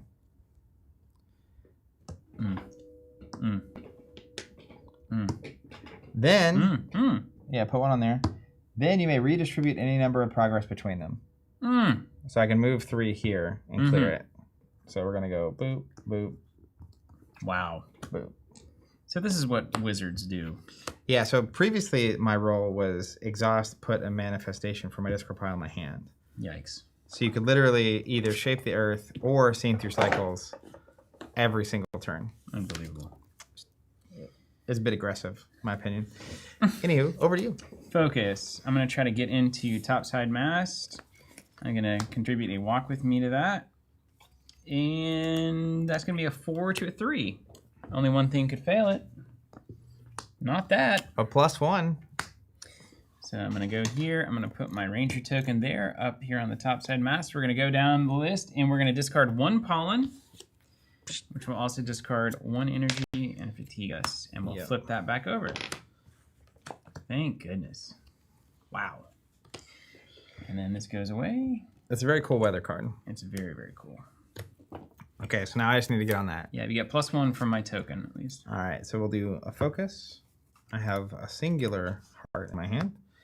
So I'm at 2 and 3 with your thing. So can I contribute cards to you if you're coming into my ranger zone? You know? I don't think you can. But I'm sitting here. You can multi-tool.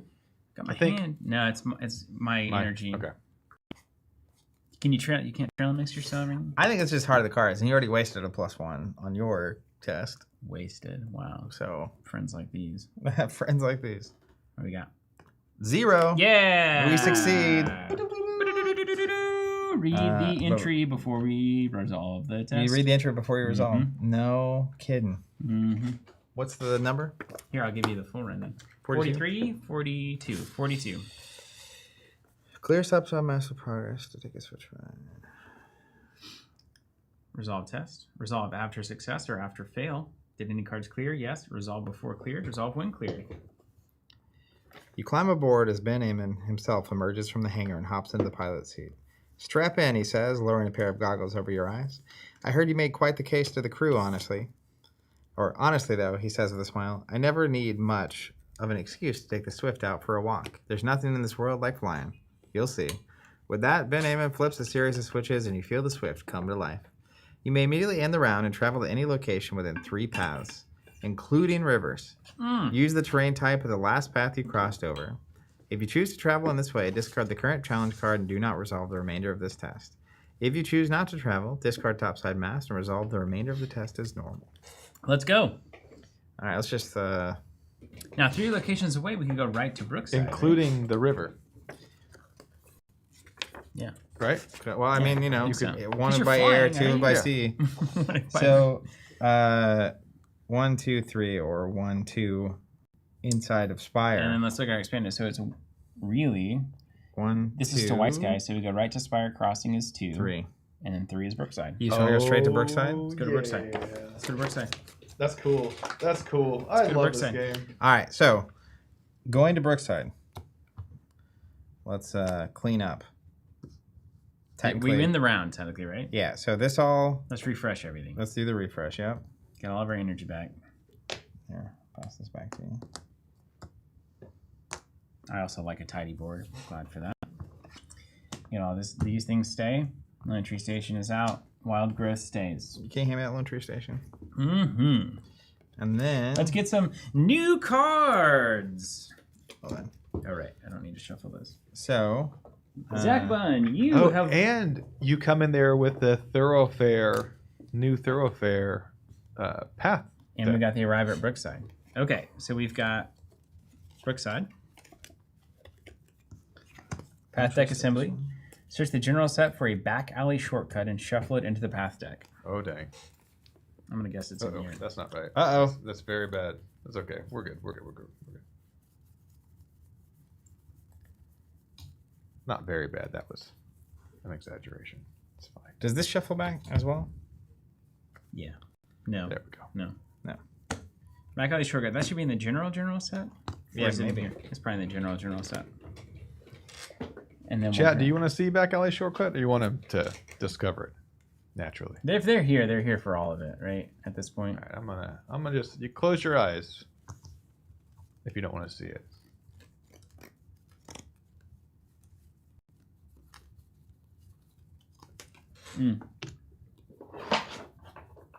I assume. And then this would be Brookside. Okay, we're clear. All We're right. clear. We're General clear. set.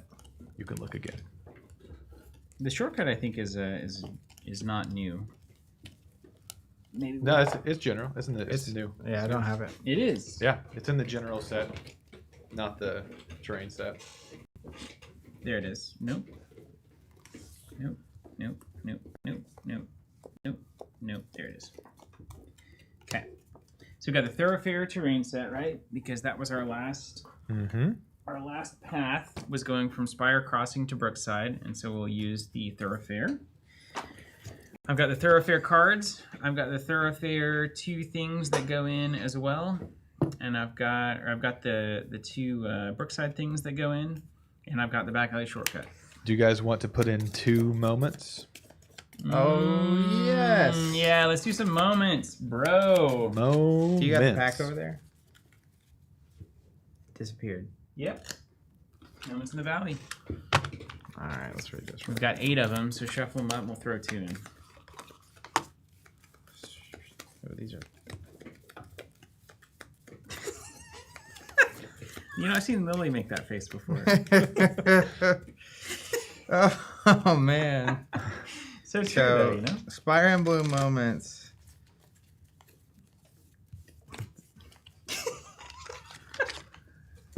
Caught me off guard with the Lily comment. Yeah. All right, we'll shuffle these real nice. And we're going to shuffle 1 in for each player. And these on the bottom. So as an example of one that's not in the deck we're playing, it's called Tempting Melody. But you'll see on the bottom it says Spire and Blue moments. Easy peasy. And I'll read nothing else. Okay. We've got ourselves a brand new path deck. We've never seen any of these cards before. Never seen any of the cards. It's a freshie. All right, and then this cause for celebration, do we read it instead of the normal entry, or do we read the normal entry and then arrive and clear this mission? Well, luckily I've got a flow chart. Yeah, thank you. Arrival setup. Read arrive from location card. Okay, so entry 203. Uh-huh. And then resolve arrive at effects, which would be the mission. And then we resolve arrival setup effects, which would be the back of the card. Yeah, so we read the entry 203. 203, You grab the coming up. card. Then we'll read this one. Then we'll come back and do this piece. That sounds good. What was it? 20 what? 203. 203. I'm so excited. I just feel I know, excited. I know. Well, hold on. Before we read this, are you living the high life today? Or Yeah, dude, I'll live the high life. Cayman Jack life? I feel like this is the moment. I said when we arrived. Well, read the. Yeah. Yeah, I we'll feel- read it I and then feel- we'll have We'll read it and then get a highlight. Yeah. If you are on Spire under attack. No. Well, that's a little, well, could Be a we little more have maybe vague. obfuscated that mission a little bit? Oh, let me see. Nope, not on my campaign. If Brookside infested, go to 2031. Come on. Really? This is what we're doing? It reminds me of when I was a kid. Wednesdays, 3:30 p.m. New episodes of Dragon Ball Z every week. Mm-hmm. We'd rush to my grandma's house. Tim and I would run in there. We'd sit down and we'd watch the show, right? And at the very end of one of my favorite episodes, not favorite episodes, one of my favorite moments watching it, it's doing the teaser and it's like, next week, find out if Goku saves the world on Goku Saves the World. Tim and I are just like, Well, that solves that. anyways. If you are on the festivities begin, which we are, right? No. We're No. not at all. Well, not yet. Not yet. I guess they're about to. We're on otherwise. On the outskirts of Spire, the riverbank is home to dozens of homesteads and lush gardens that over the years have accumulated into a small village. A cobblestone thoroughfare leads into the bustling neighborhood. I told you there was bustling. Right there in the book. Punctuated by small footbridges. Hold on, pause. Buctuated? Punctuated. Oh. No, punctuated is that's a valley only term. I was That's a new- literally gonna be like, a new word for me. What's this mean? I do run across those in Arkham often, though. Yeah. Punctuated by small footbridges crossing over the Silverfin's many tributaries. Along the path are several artisan workshops and cozy homes, as well as the occasional stilt horse-drawn wagon loaded with goods for trade. Have you ever seen a stilt horse in this game? No. They mention all the time. But Dude, we're That's not the second riding. time today. We had them. We were still horse. We were bros. We rode stilt horses. Hey, for anyone watching, We did do that. what is a stilt horse? It's that. It's like a giraffe horse. Oh, so it's a Earthborne thing. Yeah. Yeah. I see. Might also be a dark crystal thing. But legally distinct. Legally distinct. Legally distinct. So we're asking for ranger advice. Where do you guys find these stilt horses? I've never seen them in the valley. That's the beauty of Earthborne. But Yeah. we're rangers talking. I want to know where You you could play it a few times. I don't remember at all. Jesus. I do think. I do want to think know. Oh, they're in the meadow. They're in the meadow. It's on the bottom of the card. narratively, pretty soon after we got the stilt horses, Steven and I were like, You got them? well, no, we were like, we ended up I want a horse. We we were ended up heroes, having a man. weird like swamp gas inspired dream. So his ranger might actually not know what happened. I see. And then we're going to read 1.22, Cause for Celebration. Arrive Yes, at Brookside. yes. You weren't sure what to expect when you arrived in Brookside, but it reminds you of a harvester anthill after a storm.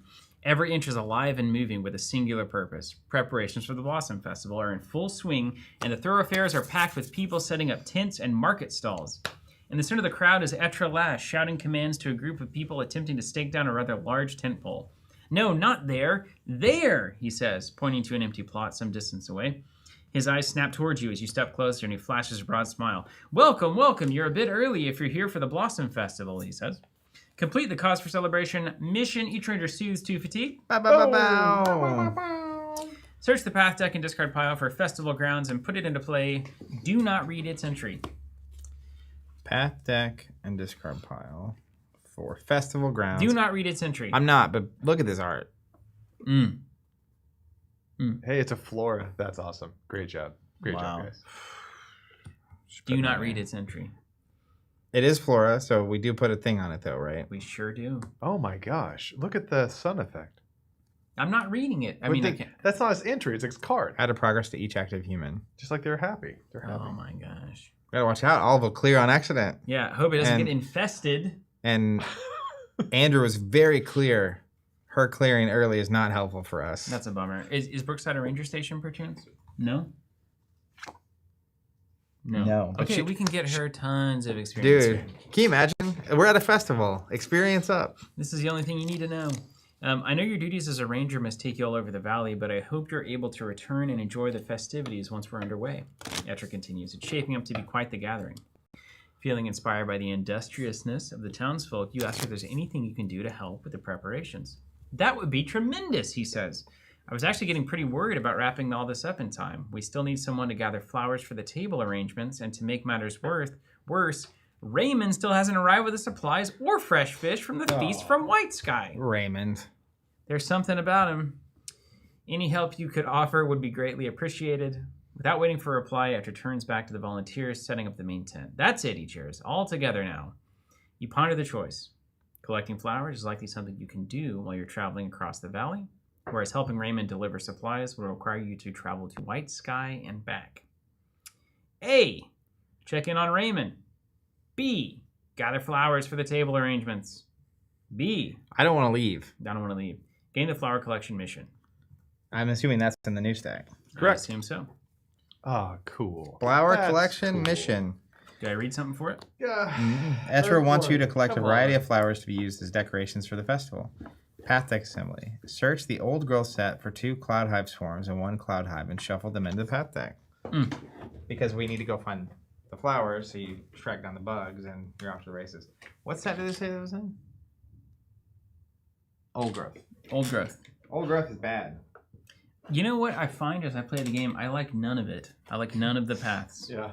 All the terrain is full of So he things that I don't said like. 2 cloud hive swarms. Mm-hmm. Does that mean you put them in immediately, or just next time you do a path summit? Probably immediately. I think we haven't technically assembled a path deck yet. Ah, flowchart. No, we have. We build it, and then we do the arrival setup. We Search. probably don't put them in yet. We probably do it the next time we travel. Oh. Who can clarify for us? Can Trev Frog's there. I think we're pretty far ahead of chat today for some reason. So after one of these floors is cleared by harm, check off the corresponding bubble on the campaign tracker. Return to Etra once this mission has 3 check marks. So we need Sunberry Bramble. Dang, we just had that. Dang. Triptofolium, and also a Dang. hanging cherry moss. Now, if you and I are smart rangers, we will know which terrain sets these 3 things come from, because we will have remembered. We know the forest is a Sunberry Bramble. I've seen the hanging cherry moss before. The woods. I have also seen them before.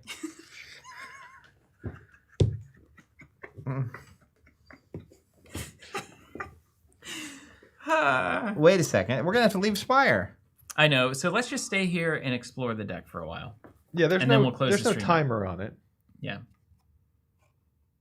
Maybe there's people in the deck that we could also engage with.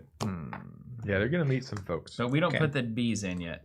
Don't put the bees. Yeah, they're just sitting there. Mm-hmm. Super cool. Okay. That's cool. Path deck assembly. Did that. Lead ranger gets a card. See what we Oh, get. you're on Brookside. Okay. Rambunctious teens. Oh no, my worst enemy. The street youths. They're friendly. Being human villager. No entry needs to be read. Focus test plus heart give. Focus Give test plus two- heart give. Give 2. It's a 2 test. Give the rowdy youth something to do to move this being and exhaust them.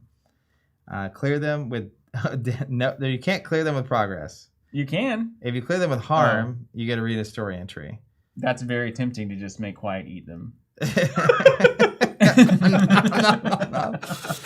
Oh man! And then look at this. This is Brookside. Response. Wait, after can you read their 2 effects? Yeah, on the sun. So just their son. The teens stir up some trouble. You may exhaust your roll if you do not. This being fatigues you. What a jerk. The other one is if there's an active predator exhausted, add harm to this being equal to that predator's presence. We don't want the teens to. I think they don't want us. Oh, they're friendly also. Yeah, They're just I do rambunctious. want them though. Response: have you successfully traversed this location? Scout a path card for every 2 effort. Oh, that's a me problem. Okay, so Love on it. that note, I am going to. What you want? Cayman Jack? In either one. Yeah, roll the dice. Your choice.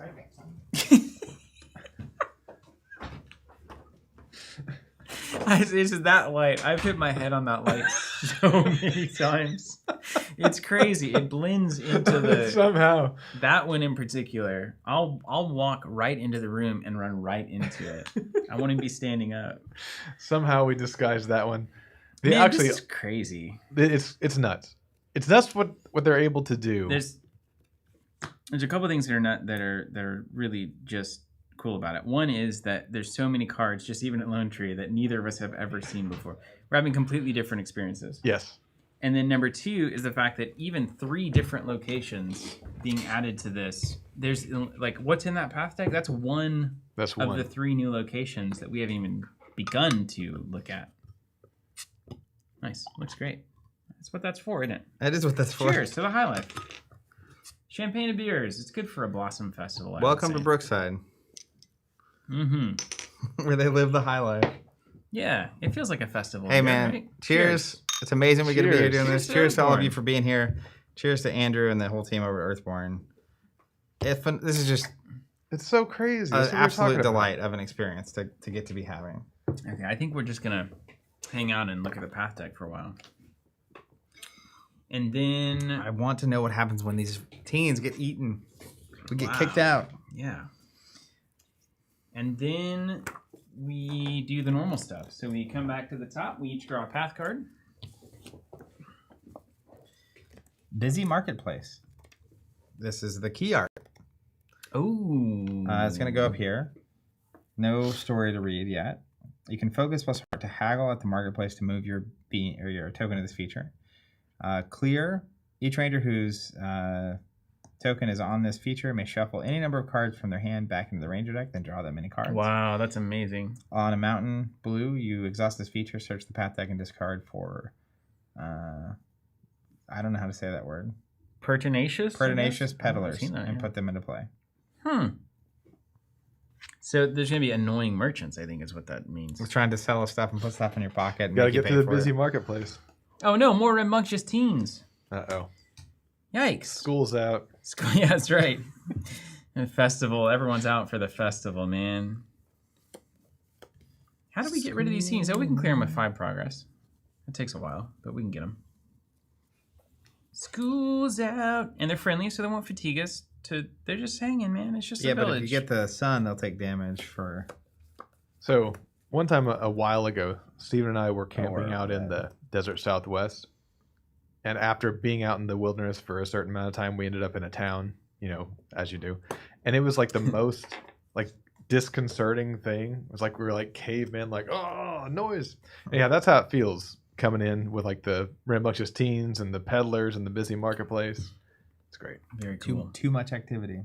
So actually, the thing we should be doing is getting all of some experience. We need to clear path cards, which is rambunctious teens, everything, busy marketplaces. So my actual goal here is not flowers in this fine session. My goal is to get her to approximately 4 experience for no particular reason and get her to become a ranger. That's my priority. Oh, this thing starts with 4 tasks also. You want to get her to 4 experience? That's my vibe. Okay. Clear 4 cards. We'll test her and see if she can become a ranger. Mm-hmm. Do you find yourself, since having a child, doing things so unconsciously, like I was doing this, like on stream? That's a fun. I don't know. Do you do any of that? Or like, have you interacted with anyone weirdly, like you would actually interact with Piper or said something? You know what I mean? I don't know. Maybe I'm not even realizing it. Maybe I am doing that. Yeah, I've almost done it several times where like there's like something I will do. I don't know. You want to go? Yeah. Yeah. I don't know, Zach. I think so. No, maybe not. I think I'm normal. That's one word for it. I wouldn't say that. What's this guy doing? I'm just going to discard that. All right. I am going to play Visions of the Floating Tower. Take a look. It comes in with 4 tokens. I can use a vision. After I discard 1 or more tokens from a conduit, I can soothe the fatigue. Wow. An equal number of fatigue. That's insane. Wizards are broken, man. They always are too good. Yeah, so like I could exhaust this, put 3 progress on something, and see 3 fatigue. Hypothetically. That was my game action. Okay. I got all sorts of stuff to do. What? The festival grounds? What? Oh, dude, she gets XP equal to the presence. We clear these teens, she's at 4. Why don't we just clear those festival grounds?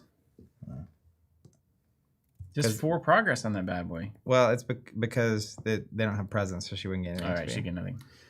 Yeah, which checks out. Go look at the pretty tree. It's not exactly ranger. Well, listen, experience. here's what I'm going to do. I'm going to traverse Brookside. Our rambunctious teens are friendly. They don't fatigue me. Busy marketplace, I'm going to undauntedly seek through. I'm going to go up to Brookside. Brookside is a trail. So, we're going to stride her into it. We're going to go at least 1 fitness. We're going to see if we want more here. We're going to put a meticulous in there too. That puts us to 5. And then we're going to have to think if we want to do more or not. You're just getting progress on this thing? I got other plans too, buddy. Oh, I know what 6. your plan is. I'm going to do 6. That's right. It's a weird looking challenge card. 6 plus 0. We're going to put 6 progress on this bad boy. We're going to respond. Reverb block it. Use 1 echo. Going to walk with me to add 6 progress to Rambunctious Teens. Clearing Rambunctious Teens, putting 2 presents on Olive. Or do you want me to clear your teens? No. All good? All good. Oh, wait. You're putting 2 on her? Yeah, 2 presents. For two experience, rather. Oh. Give me a red. Because we cleared a path card, right? It's equal to their presents. Yeah, that's right. That's right. All right. And we know red is not real, so because we're not. Take meticulous back for a fatigue. This all resolves in a certain kind of way. 6 is there. Walked with me. Cleared the thing. I'm going to clear these off. And then I'm going to resolve the test. And that is a red. Nothing. Nothing. Nothing. Nothing. Nothing. Nothing. Boom. Man. Olive's got some experience with some teens. You did that immediately. What's funny is we're going to get her to 4 immediately. Like, not even. So, I'm going to Oru to put 2 on and move them here. And then I'm going to Scepter of Harmony, remove 3 to put 3 on and clear them. Oh my gosh. All it took was 2 rambunctious teen packs for Olive to learn everything she needed to know about the woods. So listen, yeah, you might need to know a bunch of stuff out in the woods, but getting rid of these rambunctious teens way harder than any of that. Ranger training. Yeah. This is the whole point. All right, so at any time we can try this, right?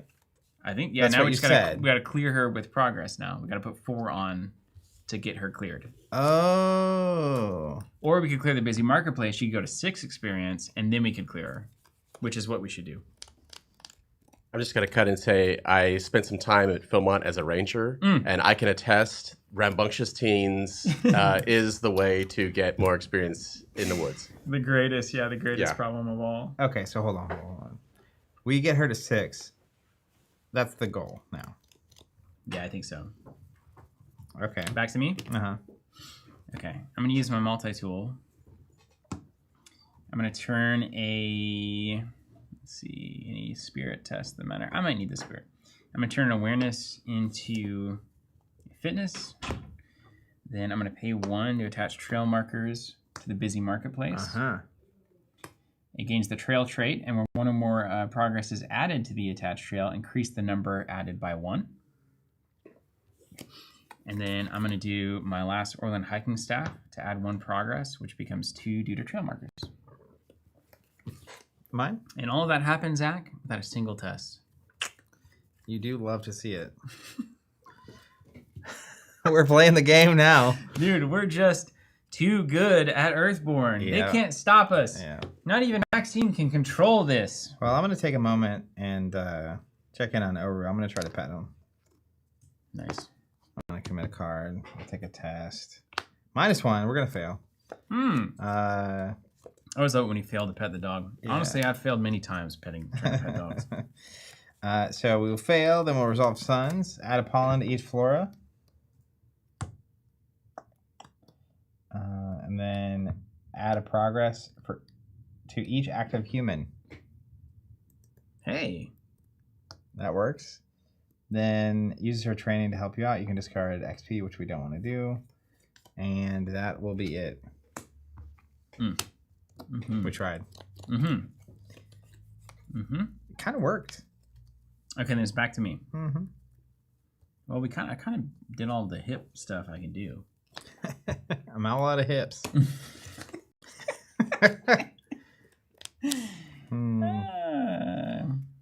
No task. Help. Prepare the grounds to discard one task. Oh. Boy, that fitness token is often really taxed, isn't it? You need it everywhere. Mm-hmm. Well. You can't traverse. Can't do that. Can't do this. So let's haggle. I'm going to haggle the busy marketplace. 3 to a 2. +1. It's going to be a 4, which means I'm going to add my ranger token to this. I'm in the marketplace. Haggling. And then let's resolve the blues. No blue, no blue, no blue. Exhaust this feature. Search the path deck and discard for pernicious peddlers and put it into play. Uh-oh. I got you. What hat is Steven buying today? Pertinacious peddlers. Boom. Being. Wow. Fatiguing, friendly, and persistent. They're even worse than those birds. So do they fatigue you immediately? Yes. Instantly. And then every time you rest, I think. See, I know some rules. Look at Yeah, these you do. guys. I want the whatever's in the middle there.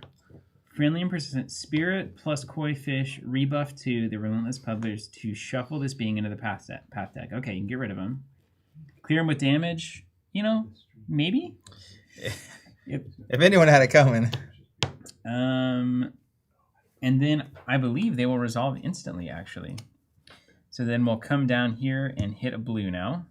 If there's another active human with progress on them, the peddlers solicit them. Discard 2 progress from that human.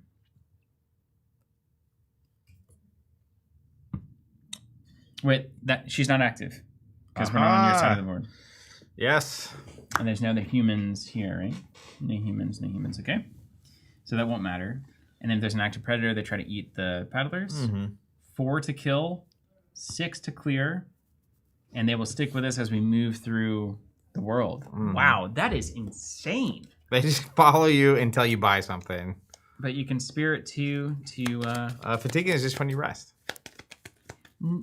But is it just the Lutronals that do it when they come in? Maybe. Do they say it on the card? Ambush. Ambush. Right, I think ambush. See, I know some things. Kind of. You said that the first time you got the rule wrong. Okay. All right. Mine? Yep. After that wondrous experience, I am going to... Can you rebuff my peddlers? I'm going to old-fashioned. Just connect with Olive here. Oh. Do we want to... Wait, we don't want to clear her yet, though. Let's get her to 6. We just need 2 more progress, and she'll be at 6, yeah? Okay. Can you traverse it? What's the test? To 2. You only need to get 1 on, and it'll turn it into 2 because of my trail markers. But I have to do the focus. No, you just have to traverse it with your traverse test. Don't fail. Because we just need 2 progress. Yeah, we really only need you to succeed. We put 1 progress on, it'll turn it into 2. Okay, so a fitness test. Plus compass. With a compass. And I'm at +1. You're at +1 because I'm a genius. Because I'm haggling. Because you're distracting them. Yeah. So... Hey, this way, Zach. This way. Over here. So I'm at +1. If I put 1 in, I'm at 2. I take the test. If I commit a card that has 1 icon on it, I would have to get a -2. Yeah, which is just unlikely, even though we've been through a lot of that deck. So it's nice. It's a good card. That's not the card you want to be committing to test. No, but we're here. Here we go. And I'm looking for the red stat. Fit, not -2. +1. Yeah, let's go. +1. Then we shuffle the deck because we got the icon. Each ranger whose icon is on this may shuffle any number from their ranger deck and then draw that mini, which I'm going to do.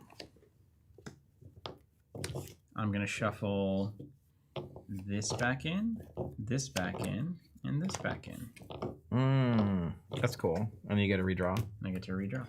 So I'll go ahead and resolve the suns. Add a pollen to each flora in play. Yeah. Then add a progress to each active human. Then not using the XP on that. Nice. And then she goes up to 6 because we cleared a 2 presents. Oh, 6 XP? 6 XP. She's gonna earn that coat so much. Yeah, dude. It's funny that we taught her in the marketplace. Yeah. It's like this is actually the hardest thing for a ranger to navigate. People. I believe that. I totally believe it. Love that card. All right. Now we can clear her. No problem. So that was my test, right? Yeah. Let me give that back to you. So over to you. Ooh, okay, none of these cards I can play. Ergo, I'll just do an old school connect test.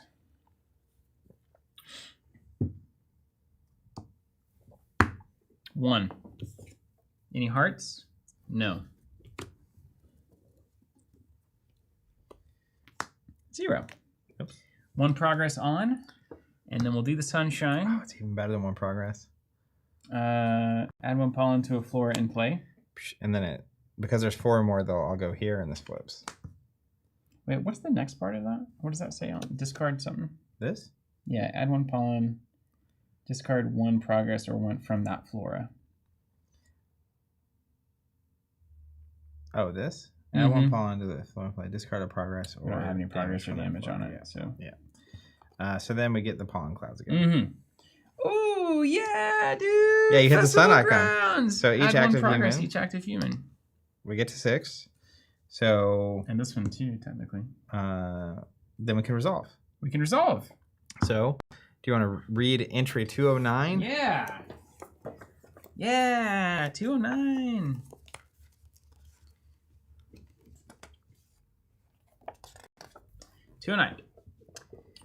Go to 20 enters clear. If helping hand is attached, go to 2094. As you've been traveling with Olive, you've noticed your shared mentor, Calypso, secretly watching nearby, although Olive seems oblivious. Well, if it isn't Olive's soul, Calypso says, emerging from her hiding spot, this is a surprise. I could have sworn that you had told me you were going to give up and go home, yet here you are. Olive does her best to mask her surprise. Did I say that? She replies playfully. I guess I changed my mind. Nothing would make me happier, says Calypso. Are you finally ready to complete your training? 4R or more XP. Between 2R and 4R XP, that would be us. Between 4 and 8, we could have gone all the way to 16 XP if we wanted. Or rather, 8 XP would be the floor of the good result. Oh no, we were short.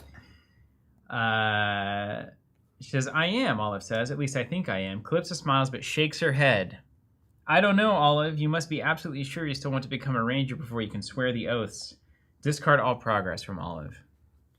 But we still have the experience. So that's fine. That's fine. We just need to, 2 more experience. We thought we had it. Fine. Thought we had it. Acceptable. Over to you. Okay.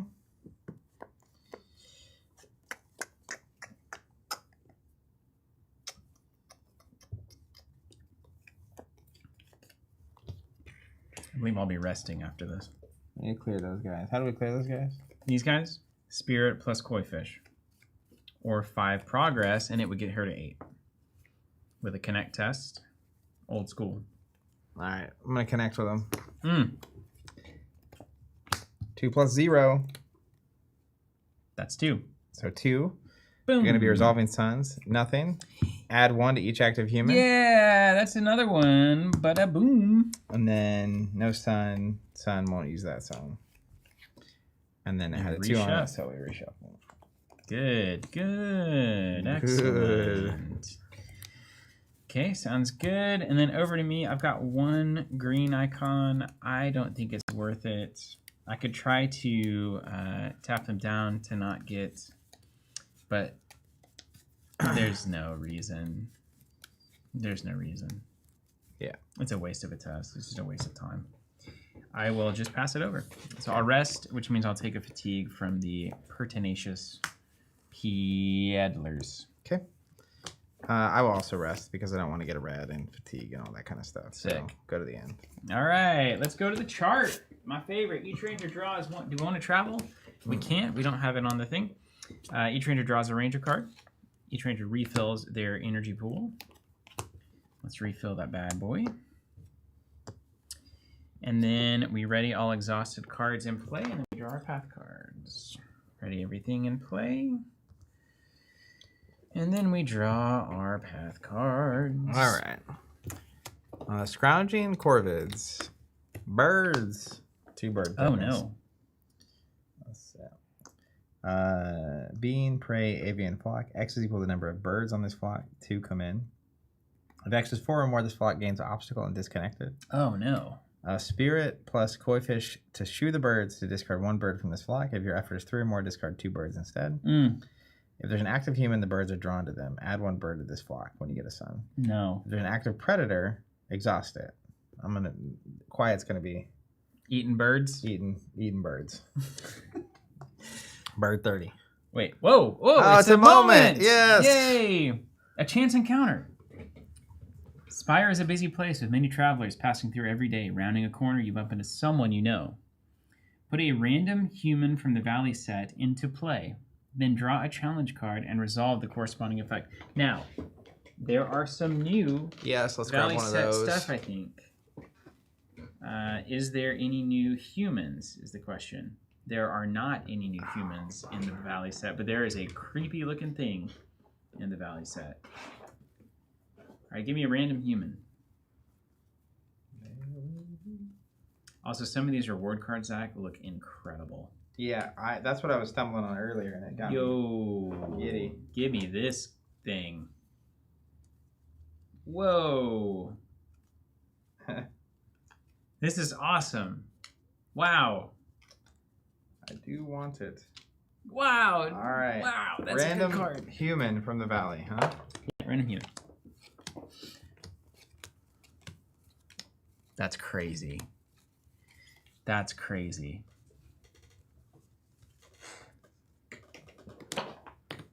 All right. 1, 2. And I'm going to draw a card to see how they... Can you say a number Okay. 1 to 8? 1 to 8. Let's do 4. The fundamentalist. The Fundamentalist. Very cool. So the Fundamentalist looks happy to see us. Add 1 progress per ranger right off the bat.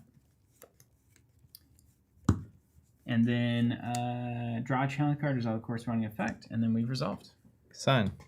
I already did it. Oh, I got the sun already in. don't worry about that. Yeah, we won't remember that. And then Fundamentalist reduces the presence of all other beings in the same area by 1, which is not good for us, because that means only 1 would go on Olive, Unless I move him. unless you move him. And then you can clear, and you get to read 86. And I'm not sure that I've dealt with the Fundamentalist before. Have you? I have. Oh, my goodness. Well, say no more. Okay. That's it. Okay. So now we're ready to start. You get the first action. And really the goal being clear, Oh, you know what? This is fine. clear the teens, etc. Quiet is going to have a snack. Mm. And it has 1 presence and is being cleared. So we'll add an experience here. So 2, yeah. Gotta do 2, yeah. Easy. And then Quiet is such a cheat code, man. It's a game genie of this game. then we'll Oru to put 2 progress here. And move it, Well, it goes away, right, at 6? but it would only have 1 presence. Well, I already got 1 from the birds. Oh, yeah, perfect. Yeah, so I'll just clear it and put 1 more on here. Awesome. And then let's go ahead and put a token here. So basically, we just need to connect here again to get her to 6, is what you're telling me. That's it. That's the whole game. Okay. Well, I will connect with her using Force Spirit. +1. Nice spirit, man. Well, and it's the sun, so it'll be a bonus from this. So we're putting 5 on. She's going to go to 6. Technically 7. He would also get 1 because he's an active human, right? Incredible. What are the odds of Incredible. that? That's amazing. Okay, and then what's the number? 209. 209. Yeah. Calypso's like, oh, and then we're like, oh, okay. Here's We'll a show master you. class and literally everything she needs to know. She knows everything. It was Yes. she had to learn about the birds.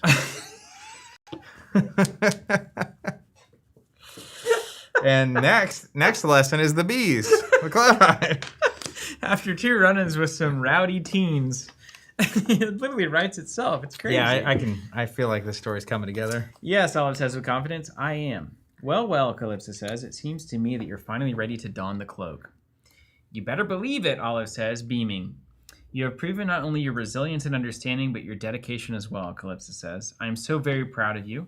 You can tell from her smiling eyes that she means every word. Tonight you will swear your oaths. Tomorrow you will be a ranger. Oh my gosh, really? Bursting with joy, Olive floats over to you and gives you a tight hug. Thank you, she says. I'll never forget this. She gives you one more squeeze, then hurries off to prepare for the ceremony. Discard Olive and return Helping Hand to the collection. Permanently move Olive to the Valley set. Olive is now permanently in the Valley set. All right. Record Olive earned her cloak on the campaign tracker and soothe to fatigue. Wow.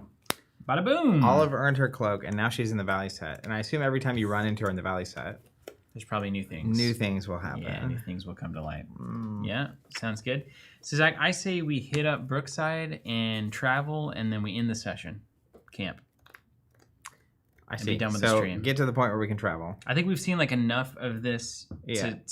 for everyone to kind of have a better understanding of what it is. Yeah. Yep. Agreed. And then we can get out of here. So, yeah, and we'll do a recap at the end. So, travel and camp is the goal. And luckily, I'm very good at these exact things. So, Hold on. Don't clear anything yet. okay. I have that card that does progress. Well, we only need to get 2 more, right? Mm-hmm. Yeah, if you can do that, go for it. I can definitely this needs to get to 8, and I can definitely do it. So let's just go traverse with Strider because it's a trail. What the heck? Yeah, it's so helpful when these trails come up. I'm really good at trails. Wow. 0. So that's going to be not a -2, which means we're going to go to 4. So this is 4 more progress on. And then we resolve the sunshine. Oh, and there's this thing too, which is important. After you successfully traverse this location, scout 1 path for every 2 effort. So it's 4. So I can scout 2 cards. It's Etra. He's the main guy. That's who we need for once we get the flowers. And there's some cultivated gardens. Mm. We can pick fruit and veggie. I'm going to leave them both on top. And then we do the sun. Add 1 to every active human. For me, this is active. So I'll do a 4 there. No other sunshine. And it's back to you. And now we can just rest and travel if anytime you want to. I say we just do it. Let's do it. I feel like it was, as you said, we showcased enough Yeah. to understand it. Even we had the moment come up, right? Yeah. I assume you haven't played with moments in your standard Not. campaign. Mm-mm. Yeah. That's a good example of what they can do. Wow. Just kind of crazy stuff. Cool. Well, okay, so let's just, for a second. And we saw a few cards from one of the new locations. There's 2 other new locations. There's also some other cards that go into the other sets, like Olive, which we saw. So we got the mission that we got was the flower collection, which I love. And we got that going from going to Brookside. Going to Brookside, yeah. And do you know off the Brookside mission that we got, how did we get that? That was like whenever you read the how to integrate this into your game, This is it. that was putting the note for that mission start in your day tracker. I see. Cool. Yeah. So we go there. The festivals have it. I love the idea of this festival being like kind of central. Yeah. And obviously hijinks can ensue based on the things you were Based reading. on Maxine bringing the hammer down, seemingly. Yeah. So I assume you're going to be helping trying to prepare for the festival, fix things that have gone wrong with it. But how cool. It's like the mission here is go get flowers for the dinner tables at this festival. Mm-hmm. Lovely world. I don't know if you guys read the prompts like I do, but the fact that I know that there may be an infestation and Spire may be on fire at some point during this mini campaign is very interesting and enticing to me. It's like, oh yeah, there's a little Arkham crossover in there. Yeah, I mean, I'm guessing, you get to the festival, things like some candles or a torch could get knocked over, start causing problems, and now you got some... Red Glove Man rolls in. The rest is history. Yeah, it's like conviction or doubt. something like that. It's so cool. Such a good thing. So this is just I think it's a good example of exactly what this kind of expansion can do. It's not necessary, but it gives you a deeper look into the world of Earthborne Rangers and into some of these valley locations. And I feel like it's the kind of thing where I don't know how you. I mean, I'm gonna want to get all 4. I don't know how you don't. Yeah. Well, I think the grand scheme of things, I like the idea of, because we're, like I said, the campaign I've been playing, I think we're almost to the end of the main story, and then there's Legacy that is the next leg of that race. But once we get through that, I can see a world where, unlike Arkham, where you had these basically different campaigns, that are independent of each other, this is a more connected, interwoven tapestry of story happening here. So if I was going to do another campaign start over, it's really cool that these expansions essentially add to everything I've experienced before. There's a lot of paths on the I guess branches on the tree in my current campaign that we didn't explore. Like you've never rode the horses. That's right. So that's interesting in and of itself. But this is like, I can imagine once all these expansions are out, there's now so much that has changed since the first time through. And so beyond the paths you didn't take before, now you also have you go to Spire and it's a totally different experience. It's really cool. And I assume, having no real knowledge of this, that their ability to do things very different in these locations is, there's a lot of space there. There might be reward cards that have a big impact on what you can do in the main campaign too. That might make things easier based on certain or challenges. completely different. I would be tempted even. I mean, this isn't great advice marketing wise, but there's a part of me that like I would buy all 4 of these and then I would restart for a second and fresh campaign with all 4 going. That's what I'm saying. From the beginning. Yeah, they're just there. Yeah, and it already feels this way, where there's like this whole world of things going on, and you're having to choose. That was why we had a 30-minute conversation in the campaign I was mentioning earlier about who we're helping, because both of these things are going to happen. Like this fake example. This place is on fire and this place is flooding. Yeah. You Not choose. that fake, actually. Yeah, and it's like you can't do both. So choose. And these just add even more of that, where it's like, well, the festival's going on. You can totally ignore it or not. And if you do ignore it, maybe there's an infestation that doesn't get solved, and then the festival never happens again, or whatever it is. So, because even along the way to Brookside, it was like, go check out the costume altars, and it's like, well, okay, but I'm collecting flowers. yeah. I got time. Cool comments coming in. Frederick, are there approximate days for the 3 boxes? So in that video, I mean, the easiest way to think of it is like, I think it's about 3 to 4 months between them is ideal. I mean, I think that's what's being planned. So nothing like locked in release date wise, but I think, and there's always, with any publisher, there's always are people liking these? Do people want them? And so I think with the really positive response yesterday, whenever this launched, I think we'll see more of these for sure, at least the first 4. And I would expect every 3 to 4 months we'd get a little injection of some new place to explore in the valley, which is really sick. Yeah, and I don't know that this is the idea, but after seeing just this glimpse, I think you could technically do this with every location on the map. Oh, easily. Like, that's so much to explore. It's already so much to explore. Like a zoom in on every. So now you're just like so granular. And we already know one of them is actually just introducing brand new parts of the map. Yeah. Which is a whole different. And now we're like in a different. Yeah. Thomas Morton, good job, Maxine. Can't wait to see what else you have coming for this great team. I think everyone pretty much echoes that. Andrew T. Harrison. Love the idea of small expansions. It allows me to easily introduce friends to how the gameplay works in a campaign without the time commitment. That's a cool side reality there. Zach M says these Valley expansions are kind of return to boxes to give more reasons to revisit. Very, very cool. And then Maxine herself, I'm particularly excited for Shadow the Storm. Boom. Well, thank you guys for joining us. Thanks to the Earthborne team. Thank you, Andrews and Maxine and all the beautiful artists, Evan and Joe. And Corey and Sean and more, and anyone else in the. Well, I've met some people in person, so it's not fair because they're the people that I think about. Yeah, you either met them or they're routinely like public facing. Yeah. This is great. Keep Yeah. doing this. Thank you for trusting us with this release as well, in the US especially. I do think this is going international. I think they're doing some kind of international distribution on it that is taking orders now, if I remember correctly from what I've seen on the Discord. Yeah, particularly I think in Europe. So if you're in Europe and shipping is maybe a bit much, stay tuned on that. They should have some updates coming for you, hopefully making that easier. And of course, we do ship worldwide if you can't wait. Yeah. Just a little shipping cost and taxes. No big deal. Just, things that... Honestly, we've said it again and again. It's This incredible game is a that this miracle. game exists. Thank you, Andrew and the team at Earthborne and Maxine, for making this happen. It's an absolute joy and privilege. That's right. We'll see you next time. Cheers.